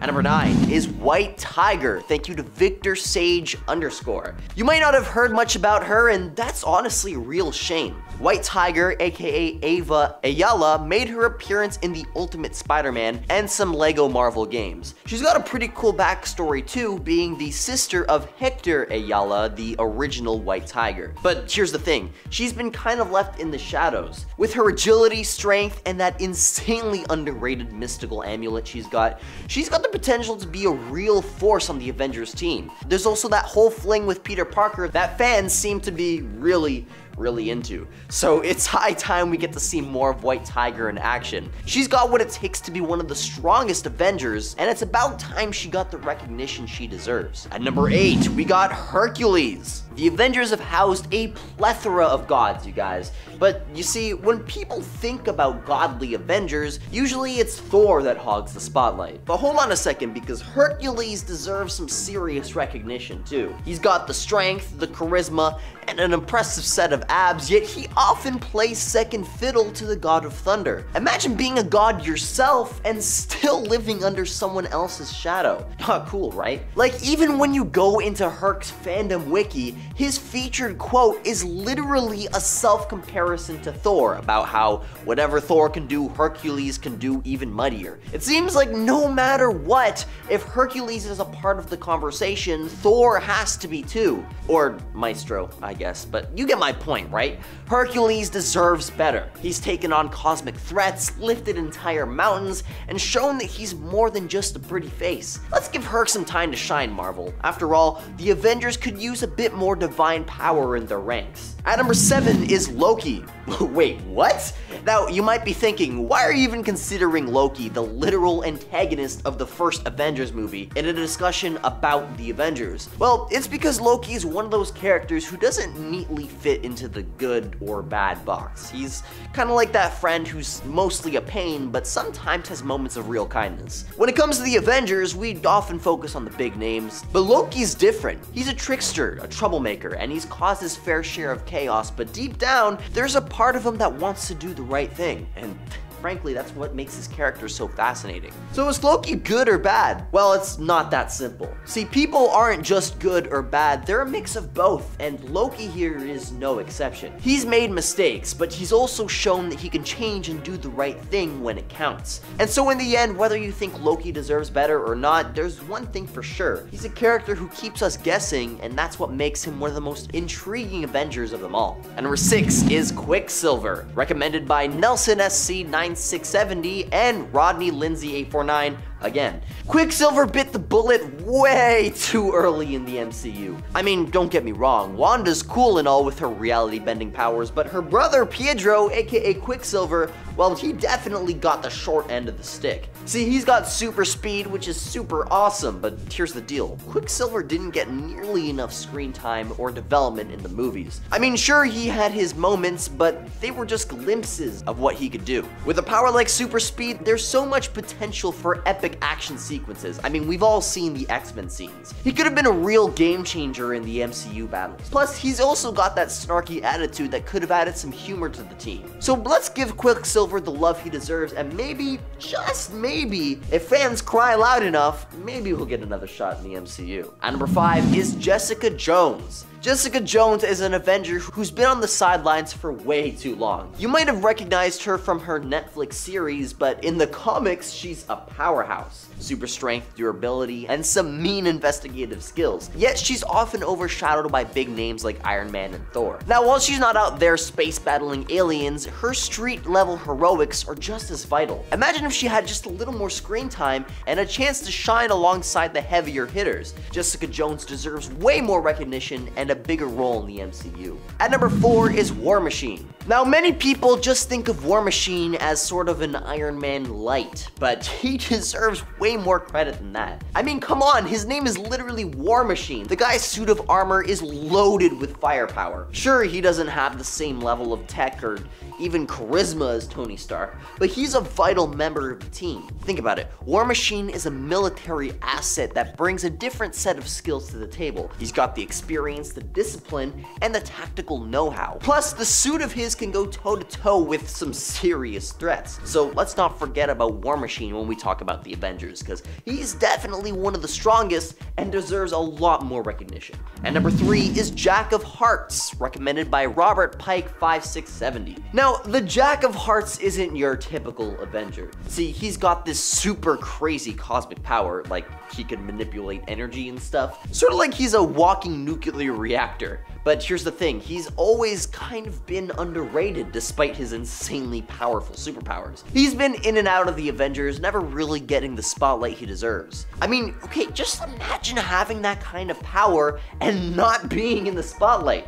It's like having a Lamborghini and just keeping it in the garage, am I right? The Jack of Hearts is definitely one of the strongest Avengers, period, and it's about time he got the recognition he deserves. And number 2 is Madam Web. There's one character who's been lurking in the shadows, and I'm not talking about a stealthy superhero. I'm talking about Cassandra Webb here, aka Madam Web. Now, Madam Web is kind of like the unsung hero of the Marvel Universe. See, she's got this crazy ability to see into the future and across the multiverse. Basically, she's the ultimate guidance counselor for Spider-Man. But here's the thing, folks, she's been nowhere to be found in the movies. Not in the MCU, not in the Spider-Verse films, nada. I mean, come on, with her powers, she could have helped the Avengers dodge a lot of disasters. So let's hope one day Madam Web gets her time in the spotlight, because she's the unsung hero in the background who deserves a lot more love on the big screen in the foreground. And at number 1 is Black Widow. Honestly, I'm stunned that nobody mentioned Natasha Romanoff in the comments of part 1, which is surprising, because if there's any superhero who got relegated to the sidelines during the entire run of the MCU, it's Natasha Romanoff. Now, what's impressive about her is that she's just a regular human being, no superpowers. Yet she's keeping pace with all of these superhuman heavy hitters. But here's the kicker, she even went as far as to sacrifice herself during Infinity War, way before she even got her own solo film.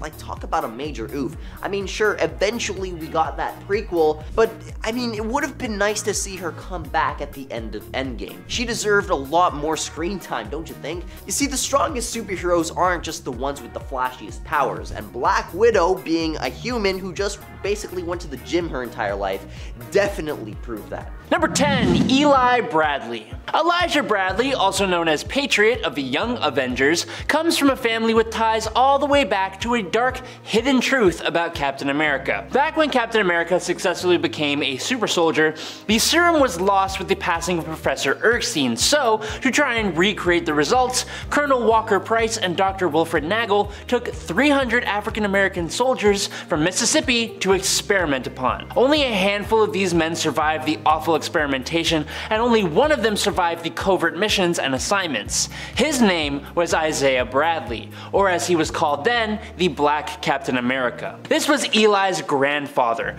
When a young Nathaniel Richards going by Iron Lad attempted to recruit superpowered beings to create a new Avengers team, he went to seek out Eli's uncle, who had also become a super soldier just like Isaiah, but he had gone missing, so instead, Eli lied to Iron Lad, claiming to be a super soldier due to a blood transfusion from his grandfather, and he volunteered for Iron Lad's team. Eli then began using the illegal mutant growth hormone pills to fabricate superhuman abilities. It wasn't until much later on that he did actually receive a blood transfusion from his grandfather and actually gained super soldier abilities. Number 9. Brandy Selby. Right now, the current star brand in the 616 universe is Brandy Selby, the daughter of Suzanne Selby, who became the star brand after the one before her, Kevin Connor, passed away, sending Suzanne on a path of destruction. The Avengers stepped in and had to help Suzanne deliver little Brandy, but unfortunately Suzanne passed away during the experience and attached the star brand to Brandy herself. The Avengers then took little Brandy back to Earth to raise her. Since Brandy's birth, she's used the star brand to fly and survive without oxygen in the vacuum of space,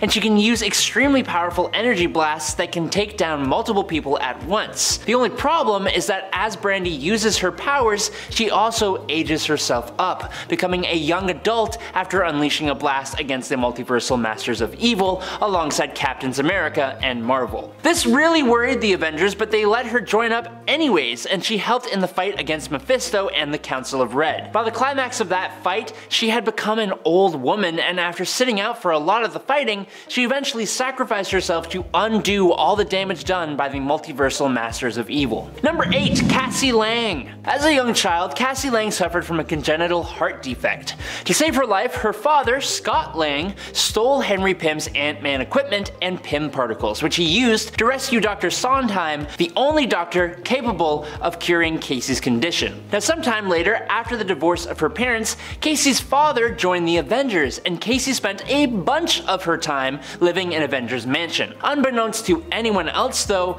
Cassie used the time to secretly expose herself to Pym particles in the hopes that she could be a superhero like her father. After Scott's death during Avengers Disassembled, Cassie began living with her mother and stepfather, and tensions were high. So one night Cassie planned to leave home and join the Runaways, but on that same night, Cassie learned about the Young Avengers. Cassie and Kate Bishop went to the Avengers Mansion and found Iron Lad, Patriot, Hulkling, and Asgardian. Joining up as a new Avengers team, they defeated Kang the Conqueror and saved the world, and Cassie took on the superhero name of Stature. She has gone on as a mighty Avenger, fighting Dr. Doom, passing away and coming back. She joined the MCU, and she now goes by the superhero name Stinger. Number 7. Thor. Now, a lot of people don't look at Thor and think, the child of a superhero, but Odin's son is his name, and back in his heyday, a superhero Odin he became.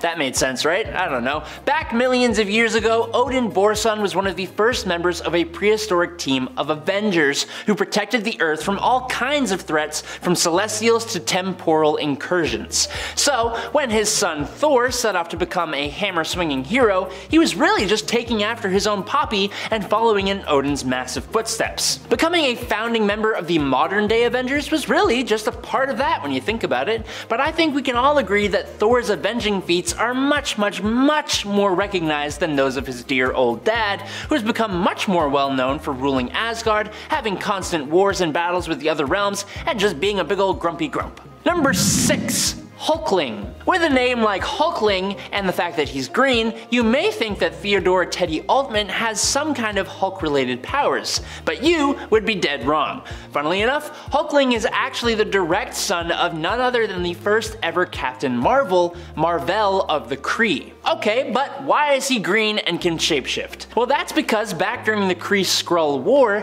the Super Skrull took Captain Marvel, Quicksilver, and Scarlet Witch and presented them to the Skrull Emperor. While being imprisoned, Captain Marvel and the Emperor's daughter, Princess Enel, got a little bit too close to one another, and about 9 months, or however long it takes for Skrulls, later, out popped a tiny little Kree-Skrull hybrid with superhuman strength, speed and stamina, and the ability to shapeshift. For a lot of his time, Hulkling would turn into a teenage-sized Hulk as a member of the Young Avengers, but thanks to his heritage, he has moved on to become the Emperor of the Kree-Skrull Empire. Number 5.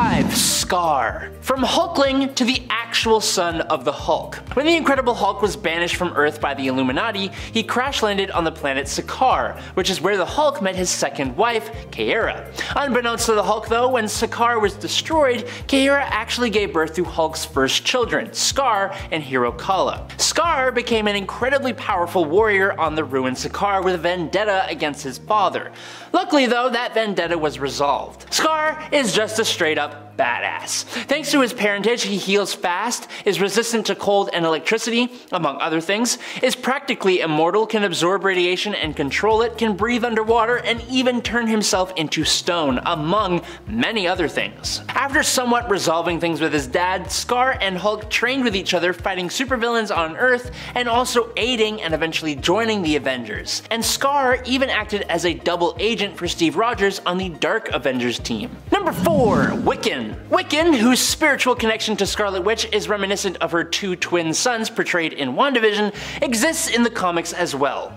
In both the comics and the MCU, his existence is made possible by Scarlet Witch's reality warping powers, although him and his brother are eventually erased from existence for the safety of everyone, including Wanda herself. Scarlet Witch later recovers her memories of her children, leading to a mental breakdown and the monumental event known as the House of M. Following those events, it is revealed that her children were reborn through reincarnation. Wiccan, as one of her spiritual sons, has inherited his mother's remarkable magical abilities.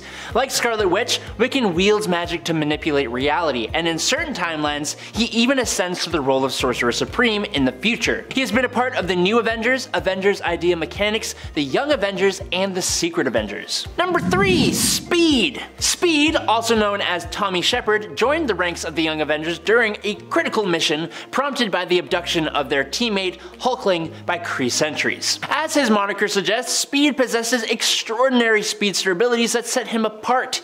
He can attain speeds that easily breach the supersonic threshold. Beyond sheer swiftness though, Speed can manipulate the molecules within objects, a capability that can lead to explosive outcomes or make him completely intangible. His rapid cognition also enables him to process information at extraordinary speeds, granting him a tactical advantage in high-stakes situations. A noteworthy moment in Speed's journey was a thrilling race against the veteran speedster Quicksilver, aka his uncle. While Quicksilver emerged as the victor, it became evident that Speed held immense potential for growth and development. During this period, he played an integral role in a daring mission to liberate his spiritual mother, Scarlet Witch, from the clutches of Latveria, alongside his brother. Number 2. Laura Kinney. There are a few characters with powers similar to Wolverine, and there are even a few who are clones of Laura herself, but of all these characters, Laura is certainly the best and definitely the most fan-loved. Her powers are very similar to Logan's, with her primary mutant power being an accelerated healing factor,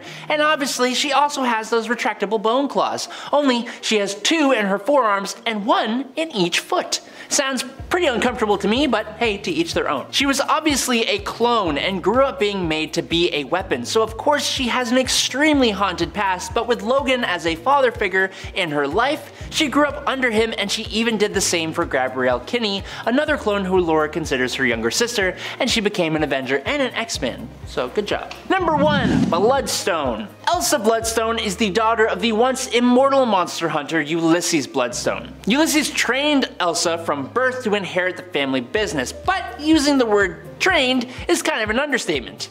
As a rite of passage, Ulysses made Elsa face the Blight Beast when she was just a baby. He tried to remove her, quote, weaknesses by throwing her to a horde of great white sharks, and as her first monster kill, he made her face a clip-off and then allowed her to get infected by its blood as punishment for just taking too long. It's all the stuff that loving fathers are known for. But she did indeed jump in after her father's passing, taking up the tradition and becoming one of the best monster hunters in the world. As part of her inheritance, she received the Bloodstone Choker, granting her enhanced strength, stamina, speed, and durability, and an enhanced healing factor. But those are powers she did already possess to a certain degree thanks to the blood running through her veins, which is also toxic to vampires, and even if one did bite her, she's immune to the vampire curse. Cool little fact for you. As you can imagine, her attributes plus her profession as one of the best monster hunters in the world made her a valuable asset when she was part of the Avengers. At number 10 is Scarlet Witch, who's at number 10 not because she's less unstoppable than any of the rest of the heroes on this list, but because it's so blatantly obvious. A natural conduit of dark magic with the power to bend reality to her will. That's Scarlet Witch in a nutshell. She can rearrange the fabric of existence itself, crafting and shaping the world around her like a master sculptor. And if you're thinking that sounds like a recipe for some serious chaos, well, You're not wrong. With her chaos magic, Wanda can do things that can make mere mortals like us question the very nature of reality. She's brought the Avengers, Earth's mightiest heroes, down to their knees. She's conjured entire beings into existence, her children, and yes, she's even wiped out a few Avengers entirely. Talking about cleaning up the House of M. The nerds will get it. But it doesn't stop there. This chaos magic isn't just something that she picked up in a weekend workshop. No, she was practically born for it. From day one, Wanda had this uncanny knack for magic. Then a little boost from Chthon, the old god of chaos, took her powers to a whole new level. And just when you thought that wasn't enough, the experiments at Wundagore Mountain cranked up her magical prowess even further. Think of it like a magical power-up montage. But it's not just about raw power, it's also about the connections she can tap into. Scarlet Witch can channel energy from dimensions and entities that are beyond our understanding. Chthon, Kitterak, Morgan, I got those wrong, probably. These aren't just your friendly neighborhood spirits. And get this, she's even considered the nexus of being for the entire universe. That's like being the fulcrum that balances the cosmic seesaw. Now, sure, Marvel's universe is no stranger to magic users, with Sorcerers Supreme and mystical maestros galore, but what sets Scarlet Witch apart is the scope of her chaos magic. She's a reality warping dynamo, a serious force to be reckoned with, and a one-woman show of astonishing feats. At number 9 is Sentry, who's another obvious pick but isn't as well known as some of the other big players on this leaderboard. A hero with the power of 1,000,000 exploding suns, a force that transcends the bounds of mere mortals. Robert Reynolds, the Sentry, stands as a unique marvel, and in my humble opinion, even outshines the famed Superman. You see, the Golden Sentry Serum doesn't just bestow upon him the universe's zenith of strength. No, it granted him a constellation of abilities that read like the ultimate wish list. The Sentry surfs through the cosmos faster than light, an interstellar traveler with a teleportation knack that make the Nightcrawler blush. But that's not all, folks. Hold your applause, because his molecule manipulation prowess once toppled the mighty Molecule Man. Photokinesis, his dazzling control over light, isn't just about setting up stellar selfies. He can blaze brighter than the sun, dematerialize at will, and throw incandescent bolts that'll make Iron Man think twice. His psionic might lets him knit Psyche together, tinker with memories, and just casually halt Mjolnir mid-air, no worthiness required. But there's more to that power buffet. Biokinesis, the art of reshaping biology itself. The Sentry has resuscitated himself from the brinks, stitched others' wounds with thought, and even, brace yourself, brought people back from the great beyond. At number 8 is Captain Marvel. Let's talk about an Avenger who's like a cosmic Energizer Bunny on. And I'm not just talking about the old red, white, and blue color scheme. Carol Danvers, known as Captain Marvel, or Carol if you're feeling friendly, is a force to be reckoned with. Picture this, she's minding her business at NASA, probably wearing some seriously cool lab goggles, when fate's like, hey, wanna be a walking energy power station? And the result is an instant energy fueled superhero package. Let's run down the list of powers, shall we? Super strength, check. I'm talking lifting an entire celestial, not your typical weightlifting session, mind you. Super stamina, like she could do a 24-hour dance marathon without breaking a sweat. And speaking of sweat, her superhuman durability makes planet-destroying explosions just a minor inconvenience. But wait, there's more. Superhuman agility, reflexes that are so fast, you'd think that she was playing a game of cosmic dodgeball. And let's not forget the healing factor that makes her practically Wolverine on. Sorry, Logan. Carol's got you beat. But her crowning achievement is self-propelled flight at 3 times the speed of sound, even in the vacuum of space. I mean, I can barely keep up with my own thoughts, and she's zipping around the cosmos like she's late for a Cree tea party. And there's also a little thing called precognition. But yeah, she's also basically a cosmic fortune teller, but with a twist. She can randomly anticipate her opponent's moves, like she's playing a game of chess and reading their minds at the same time. So whether or not you're in the I Heart Carol Danvers fan club or not, you gotta hand it to her. She's the kind of superhero who would make you wonder if the universe had an energy drink before creating her. Number 7, the Liberators. Hailing from the ultimate universe of Earth 1610, the Liberators are a group of supervillains who, with under-the-table support from the governments of Russia, France, China, North Korea, Iran, and Syria, invaded the United States. In an effort to counter the United States super team, the Ultimates, the team consisted of each country's version of a super soldier, as well as thousands of mercenaries who each had battle suits that granted them super strength and flight, but shortened their lifespan lifespans to only 1 month. Due to extensive planning before the invasion to counter the Ultimates,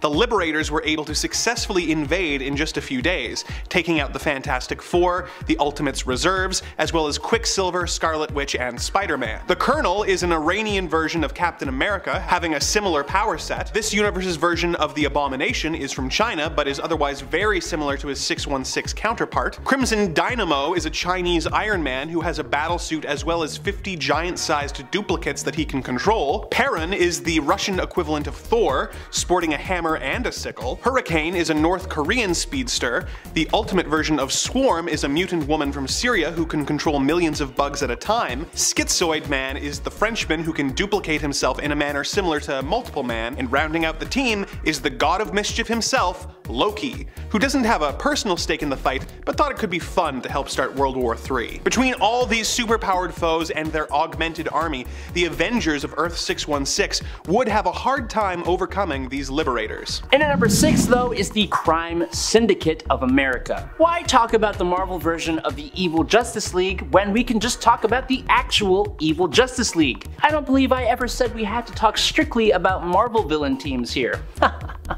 Anyways, no. DC's Earth 3 is home to the Crime Syndicate of America, an evil, power-obsessed, and incredibly powerful version of the Justice League that were even strong enough to almost completely take over the actual Earth Zero of DC Comics. Where the Squadron Sinister has Hyperion, who is basically a poo-poo version of Superman, the Crime Syndicate has an actual kryptonite-addicted Superman who pushes around the moon. But on top of that, they have Deathstorm with the Firestorm Matrix powers, Grid, which is basically Cyborg, Johnny Quick, the homicidal Flash, the cowardly Power Ring, who would probably fall to the Avengers honestly, Superwoman, who while extremely powerful was also extremely manipulative, and obviously Owlman, Thomas Wayne Jr., and his sadistic version of Alfred Pennyworth. I would actually love to see how the Avengers fare against this group of villains, because I think it would be really interesting. Let me know your thoughts down below. Number 5, the Brotherhood of Evil Mutants. A frequent foe of the X-Men, the Brotherhood of Evil Mutants is a group formed by Magneto with the goal of either eradicating or subjugating humanity so that mutant kind can take their place as the dominant species on Earth. While membership has fluctuated over the years, it has played host to villains such as Magneto, who has been able to take on the Avengers by himself in the past, as well as Quicksilver and Scarlet Witch, who of course later joined the Avengers. Some of the other members they have had over the years include Mystique, Toad, the Juggernaut, the Blob, Pyro, Mastermind, and Sabretooth, just to name a few. With these powerful team members and their Omega-level leader, it would take an impressive roster of Avengers to triumph over this Brotherhood. I mean, what's Iron Man going to do against the Master of Magnetism other than die horribly? The Brotherhood consistently gives the X-Men a run for their money, and frankly, the X-Men are usually way more powerful than the Avengers, so Earth's mightiest heroes would have one hell of a fight on their hands. In order to even stand a chance, they would have to be fighting with a roster that includes Captain Marvel and the Hulk. Coming to number 4 is the Dark Avengers. Okay, so after the events of Civil War, Iron Man became head of S.H.I.E.L.D. This was pretty quickly followed by the Secret Invasion event where the entire world was basically infiltrated by the Skrulls under Tony Stark's watch. That led the people of the world to not trust him as S.H.I.E.L.D's leader, and so Norman Osborn of all people was chosen as the new director of S.H.I.E.L.D., and somehow a lot of people thought that was a good idea. Norman did a mass rebranding, turning S.H.I.E.L.D. into Hammer, which doesn't actually stand for anything, it just sounds cool. His Thunderbolts became a Black Ops team, and a bunch of Avengers quit, which prompted him to take on new members. Bullseye, Moonstone, and Venom, who are all loyal members of the Thunderbolts, came in dressing up as Hawkeye, Miss Marvel, and Spider-Man respectively. Two extremely strong Avengers, Ares God of War and Robert Reynolds the Sentry, both remained on the team. Then there was also Daken, the son of Wolverine, adopting a costume like his dad's, and Novar, a Kree who took on the Captain Marvel title. Lastly, Osborn himself suited up in a suit of Iron Man armor, but with the Captain America red, white, and blue, plus a star, dubbing himself the Iron Patriot. A team that includes Sentry is almost always a powerhouse, but then you add these other team members and manipulate Sentry to unleashing the Void. The heroes had their hands full just trying to deal with these Dark Avengers and Norman Osborn's hammer. And in at number 3 is the Horsemen of Apocalypse. Every time the ancient, incredibly powerful mutant Apocalypse shows up to cause a headache for the heroes,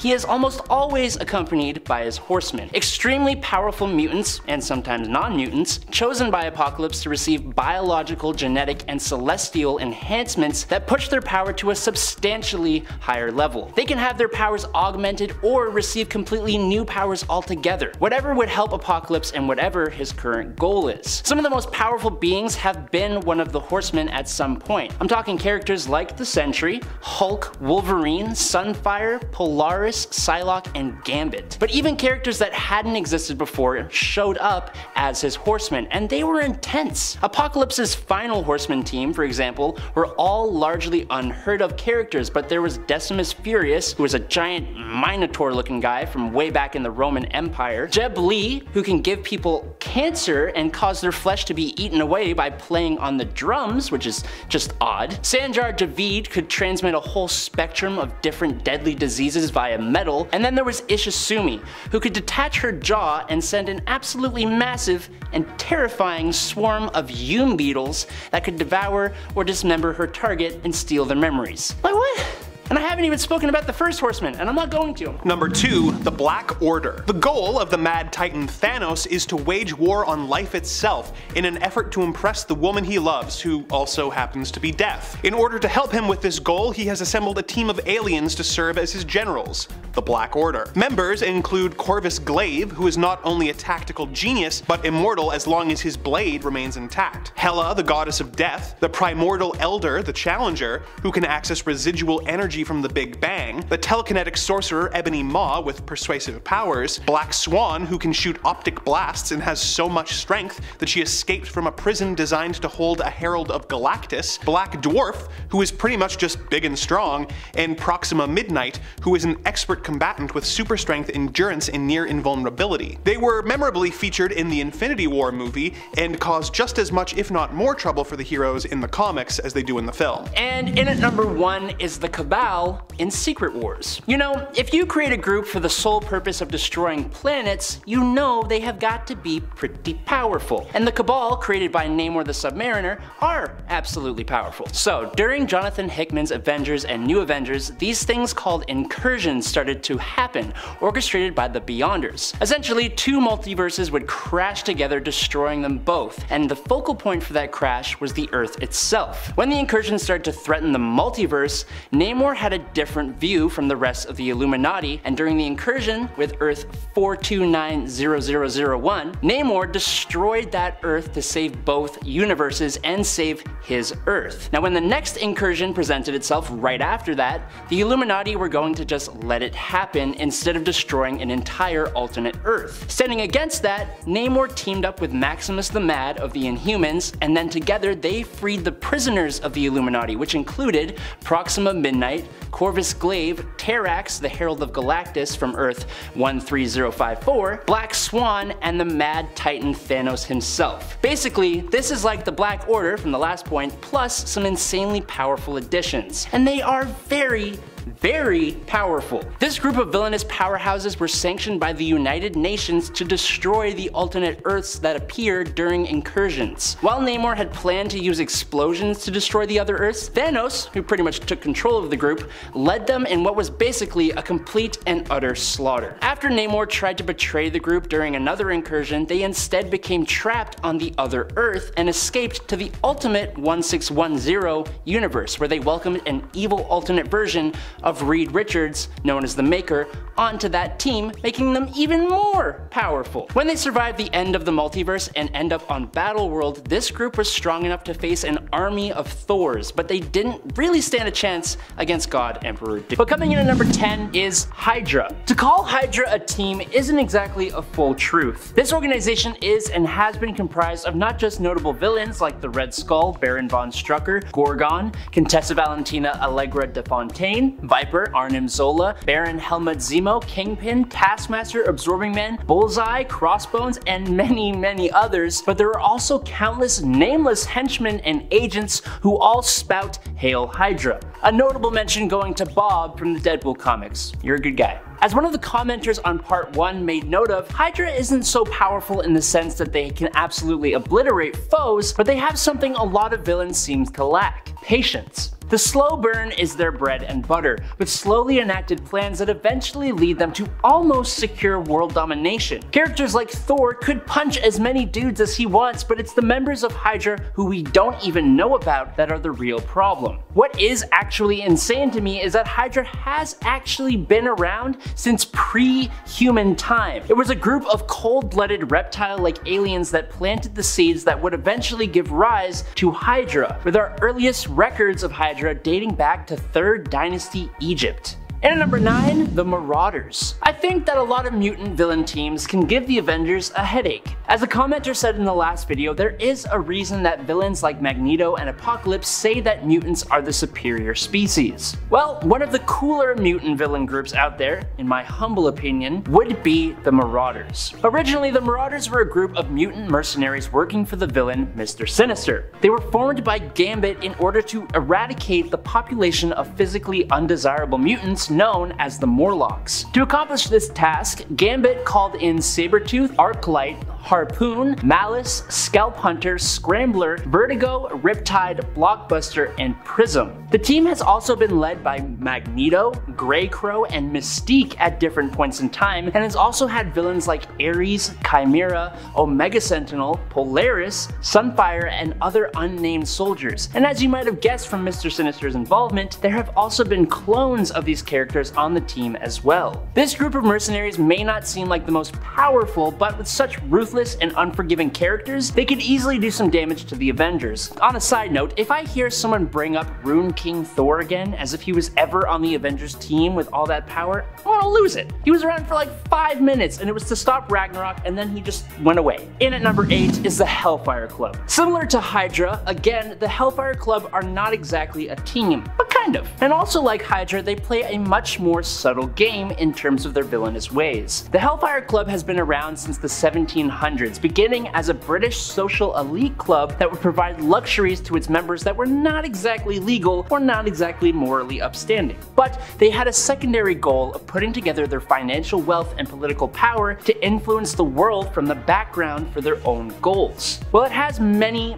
members in different cities, some of which are just regular wealthy people, the group is run by its inner circle, many of whom are indeed powered, and more often than not, they are mutants. This group takes their names after different chess pieces with the black and white kings, queens, bishops, and knights. Now we've already talked about one of them with the white queen Emma Frost, my bae. But there have been many other members and not all of them have been villainous. So specifically we're going to talk about the more evil ones. Names like Sebastian Shaw, Elias Bogan, Blackheart, Tom Cassidy, Mystique, Magneto, Trevor Fitzroy, Norman Osborn, Ezekiel Stain, Jason Wingard, Mountjoy, and Emma Steed have all been part of the Hellfire Club. While it isn't really an evil group anymore, with most of the current group made up of heroes, in its prime days of villainy, it absolutely caused problems for the world's heroes. Whoa. Are you subscribed to Top 10 Nerd? I mean, if you're watching this video, I can't imagine there's a reason you shouldn't be. If you like this content, make sure you do subscribe and stay tuned because we put out more videos just like this one every single day. But in at number 7 is the Squadron Sinister. The Squadron Sinister was a whole team of supervillains created by the Grandmaster as basically copies of the Squadron Supreme of Earth 712. He turned people from Prime 616 universe into counterparts of those squadron members. These were Kinji Abatu, who became Dr. Spectrum, Kyle Richmond, who became Nighthawk, and Jim Sanders, who became Whizzer, aka Speed Demon. But he also created a version of Hyperion out of non-living extra-dimensional matter. Now, if you know anything about this group of heroes, then you know they are essentially a Marvel Comics parody of versions of DC's Justice League. So then, the Grandmaster pitted this very new powerful squadron against the Avengers in a game against Kang the Conqueror in Avengers number 70. And while they were defeated, they put up a hell of a fight, and if it weren't for the fact that they are villains, there's a possibility they could have came out on top in a different turn of events. Coming in at number 6 is Intelligentsia. While some teams have power in raw strength or battle prowess, Intelligentsia has brain power, which basically means they get away with things much more often and for much longer. The team is made up of some of the smartest villainous minds. The leader, MODOK, Mr. Sinister, Wizard, Dr. Doom, Egghead, Claw, Mad Thinker, and more have all at at some point been a part of this group. Initially, they formed to exchange information between themselves, but then began collecting parts of the Library of Alexandria scattered in some of the most legendary places, because that's just how it works, and they even caused the arrival of the Beyonder. But in my humble opinion, the team became much cooler during World War Hulk. When Hulk came back to Earth, waging war on the planet, Leader brought the team together, and using their knowledge to hack into defense satellites and harness cosmic energy, they brought the hulking behemoth all the way down to the ground. Using this tech, they managed to figure out how to use cosmic energy and gamma radiation to create incredibly powerful beings like the Red Hulk, Red She-Hulk, A-Bomb, and Amadeus Cho. Although, this led to their defeat because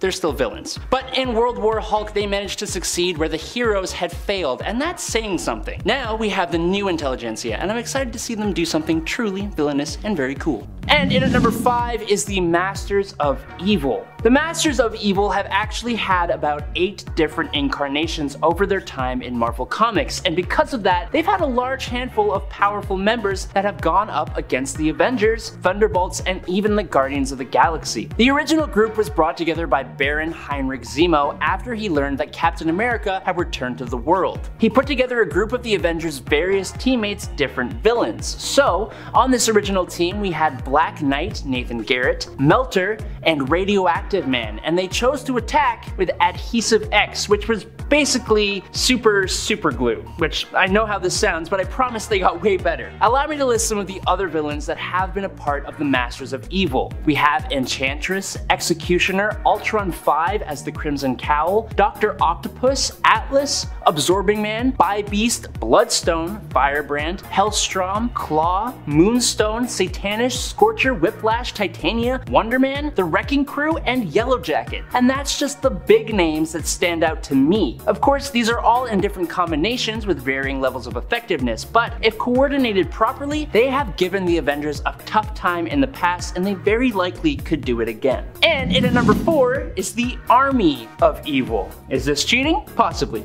Do I care? Nope.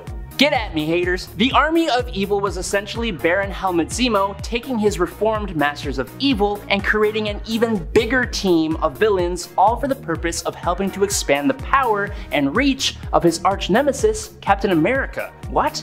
Yes, this wasn't the Captain America we are used to. This was an evil, twisted version of Captain America who was loyal to Hydra thanks to the Red Skull and his use of a sentient cosmic cube named Kobik. And that was only because Marvel decided to make Steve Rogers loyal to Hydra and then realized that no one wanted that. This Army of Evil consisted of Zemo and the current Masters of Evil alongside Absorbing Man, Baron Blood, Blackout, Blue Streak, the Circus of Crime, Count Nefaria, Cyclone, Dragonfly, Pharah, Graviton, Grey Gargoyle, Gypsy Moth, Hobgoblin, Jack-O-Lantern, Kraven the Hunter, Lady Bullseye, Living Laser, Madame Menace, Mr. Hyde, MODOK, Nitro, Regent, Scorcher, Serpent Solutions, Squid, the UFOs, Whirlwind, Wizard, and Yellowjacket, and they were sent to attack Midtown Manhattan to lure out America's superheroes, where Zemo would then use the Darkhold to trap the island in Dark Force. Number 3, the Cabal.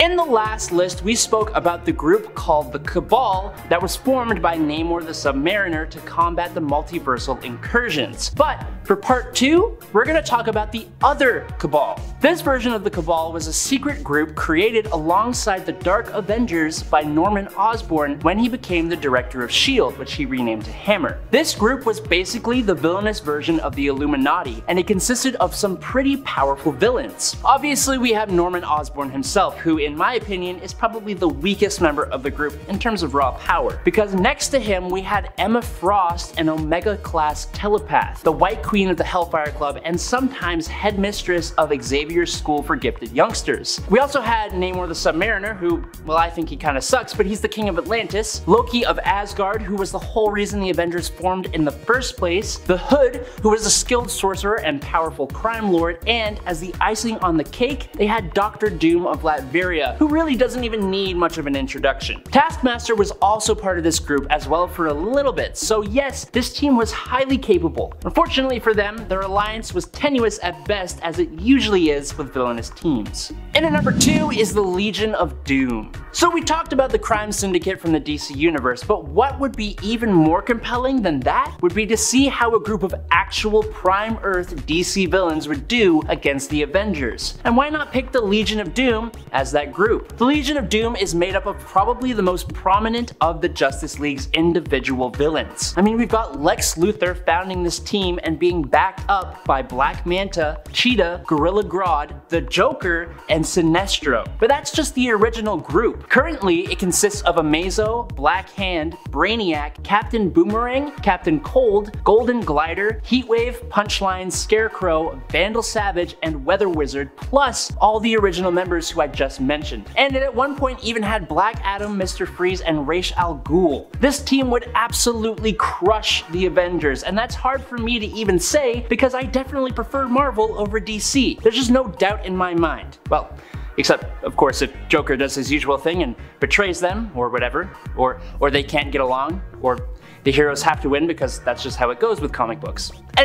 Barring those 3 things, they would crush. Anyways, in for number 1, and for my last trick, I will talk about a group of villains from neither Marvel or DC. No, for our number 1 spot, we're gonna talk about the Viltrum Empire from Image Comics' Invincible series. Again, a loose definition of the word team, but I mean, if you're all from the same planet with the same goal of ensuring the survivability of your race, that's kind of like a team, a very large team. But the Avengers have faced off against entire races of species before, so I don't know.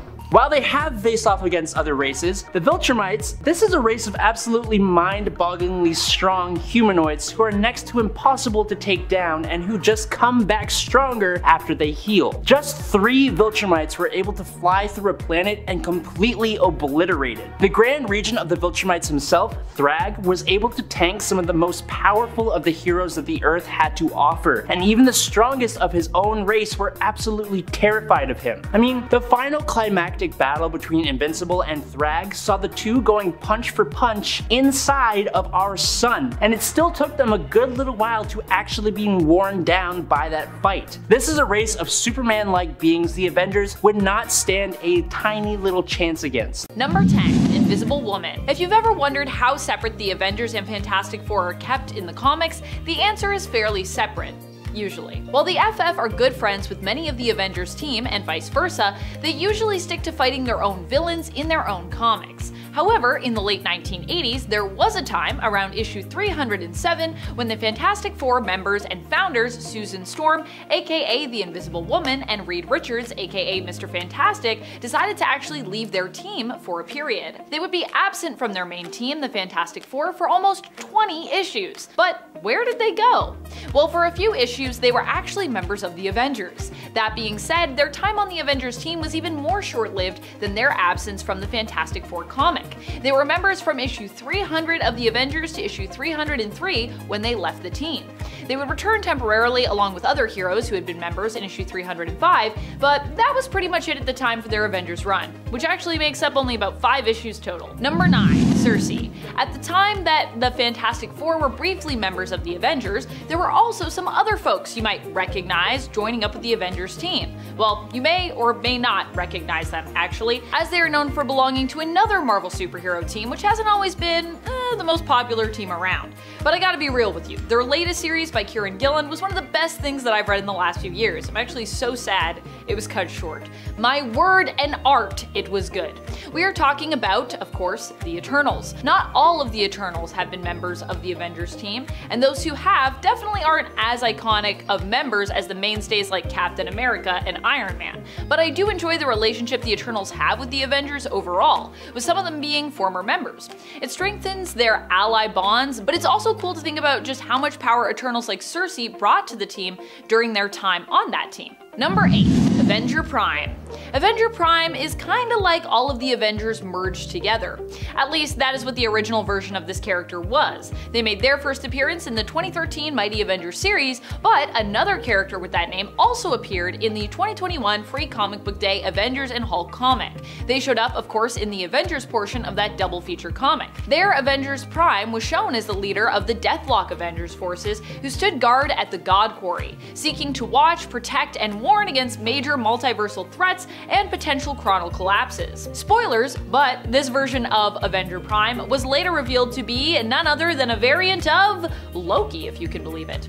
The other Avenger Prime we saw before this was a different being altogether who, thanks to a ritual, was made up of the Mighty Avengers team bonded together. You may have heard of one of these, or you may have heard of neither of these, or you may have heard of both of them, but I'm assuming probably unlikely unless you're fully immersed. Fully immersed in the comics.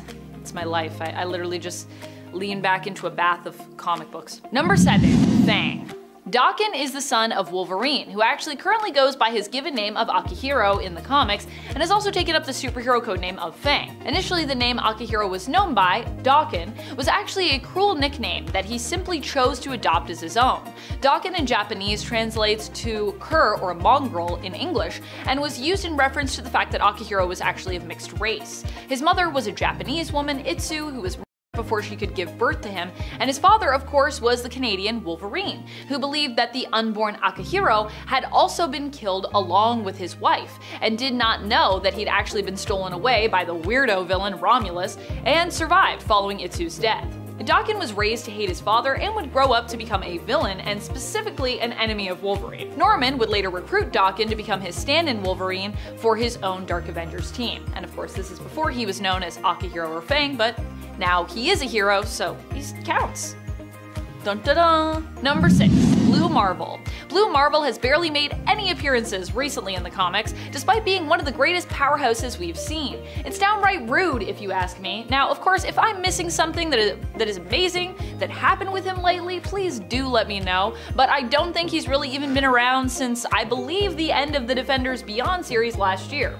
Before that, he appeared in Doctor Doom series, but my question is, when are we getting a Blue Marvel series? Huh, Marvel? While Blue Marvel has not been a member of the main Avengers roster, which honestly also kinda seems insane to me at this point, he has been a member of the Mighty Avengers, and honestly he deserves to be a member of the main Avengers team, and deserves to appear more, if you ask me. I mean, no one's necessarily asking me, like Marvel isn't calling me and asking, but Marvel, if you call me and you ask, it would be like, yo, where's that Blue Marvel series? Can I have that? Number 5, Black Knight. Honestly, probably one of the most underappreciated heroes we have had as not just a member, but also a leader of the Avengers, is the Black Knight. Black Knight is a character who feels like lately has faded somewhat into obscurity.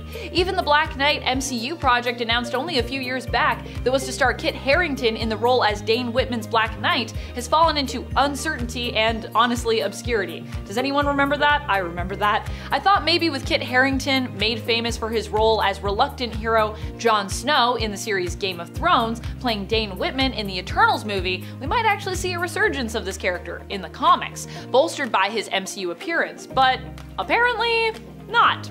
However, while Dane's role as the Black Knight was teased at the end of the film with the appearance of his ancestral cursed sword, the Ebony Blade, we have yet to hear anything about the development of his announced series, and even Harington himself says he is pretty much in the dark on what Marvel's plans might be involving the character. Though I think he's still down to play the character, so fingers crossed. Black Knight, is that happening? Number 4, Valkyrie. Brunhilde is Valkyrie, or at least she was Valkyrie. Now there's another Valkyrie, and other Valkyries besides, but I digress. Brunhilde is also a Valkyrie. Was a Valkyrie in the comics. She ended up joining the Secret Avengers after her apparent death during the Fear Itself event. As a character, she honestly dies quite a bit, but she usually gets to return, which is awesome to see at least. As an Asgardian, Brunhilde has power that comes from, well, just being of Asgard. She has superhuman strength, speed, durability, and reflexes, has slowed aging and increased lifespan, and can heal, and that's just her Asgardian stuff. She's also a Valkyrie, so that is its own power set as well. Although, as I said, all of that doesn't always save her from dying. She does quite a bit, honestly. Number 3, Gilgamesh. The Eternals and the Avengers are both hero groups, but more than that, they are also both allies to one another and even honestly friends. Some members of the Eternals have even teamed up with or been a member of the Avengers, as I said before, and Cersei isn't the only one from the Eternals team to join up with the Avengers. Both Cersei and Gilgamesh each served on the Avengers team at one point. Cersei ended up being offered membership to the Avengers after befriending Captain America, whereas Gilgamesh actually joined the Avengers for a short time after Captain America had lost his mantle temporarily to US Agent. His time on the team may have been brief, but he's actually believed to be one of the all-time strongest members that we've ever had. Number 2. Nova. Nova is Richard Rider. He basically came on to the Secret Avengers to act as their powerhouse when Captain America originally banded the team together after Hammer was disbanded. Nova is basically insanely powerful due to him being the host of the Nova Force. He only ended up sticking around for the first arc of the first Secret Avengers series volume, as he had to do some cosmic stuff and was pulled away, but hey, he was still a member for a time, so it still counts. Nova is insanely strong, fast, durable, can self-heal, can fly, is capable of interstellar flight, and he's super smart, as he has access to the Xandarian world mind, basically giving him access to all the knowledge of Xandar. Or at least he did. I don't know if he still has that, but he did have that, and if he did have it before, then I'm assuming he still remembers it? It's a lot to remember though, to be honest. Number 1. Cable. Nathan Summers ended up joining the Avengers team at a time when Captain America was seeking to present a show of unity. Hence, Cable ended up on the Avengers Unity Division, which was meant to bring together Avengers and X-Men after the events of Avengers vs. X-Men had created some tension between the two premier superhero groups of Earth. In regards to the series title name, the team was actually known as the Uncanny Avengers, with Cable joining up as early as issue number 4. Cable is an extremely powerful telepath and telekinetic due to him being the offspring of X-Men member Cyclops and his wife, Madeline Pryor, who is basically Jean Grey's clone as created by the mad mutant geneticist villain, Mr. Sinister. Despite Maddie being his birth mother though, Jean has also kind of been like a mother to Nate after she was implanted with the memories of raising him, making him kind of like her telepathically retconned son, with Maddie becoming more like a surrogate in terms of her relationship with Nate and honestly how she was treated in the comics. Which is a whole other story.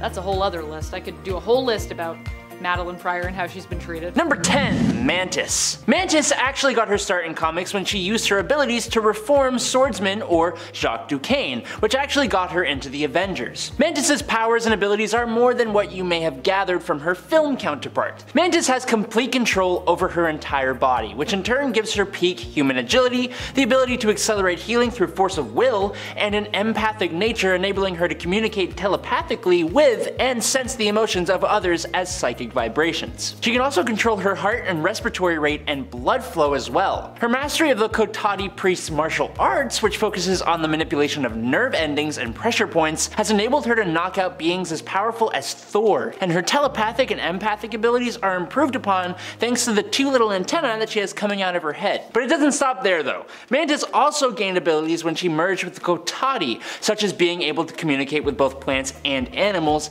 and survive in space in a physically solid energy form. She can transfer herself from plant life to plant life across interstellar distances or even dimensions, creating a new body from the plant life wherever she ends up. She can transmit and receive telepathic impressions, she has precognitive powers, and more recently, she can fire powerful pyrokinetic energy blasts from energy fields, communicate directly with cosmic beings such as eternity and death, and completely control her personal energies as well as her physical form. I don't want to keep talking about it anymore. Number 9. Hawkeye. Clint Barton is essentially just a regular human man, but despite that, and likely because of his abilities and talents, he is considered a power level 4 according to Nick Fury's intel, whatever that means. Those aforementioned abilities include being a master of archery in the use of regular bows, longbows, compound bows, and crossbows, with basically perfect accuracy, able to fire multiple arrows at a single target in just a few seconds, hitting multiple targets in a few quick strokes, and directly hitting small targets at the greatest of distances. But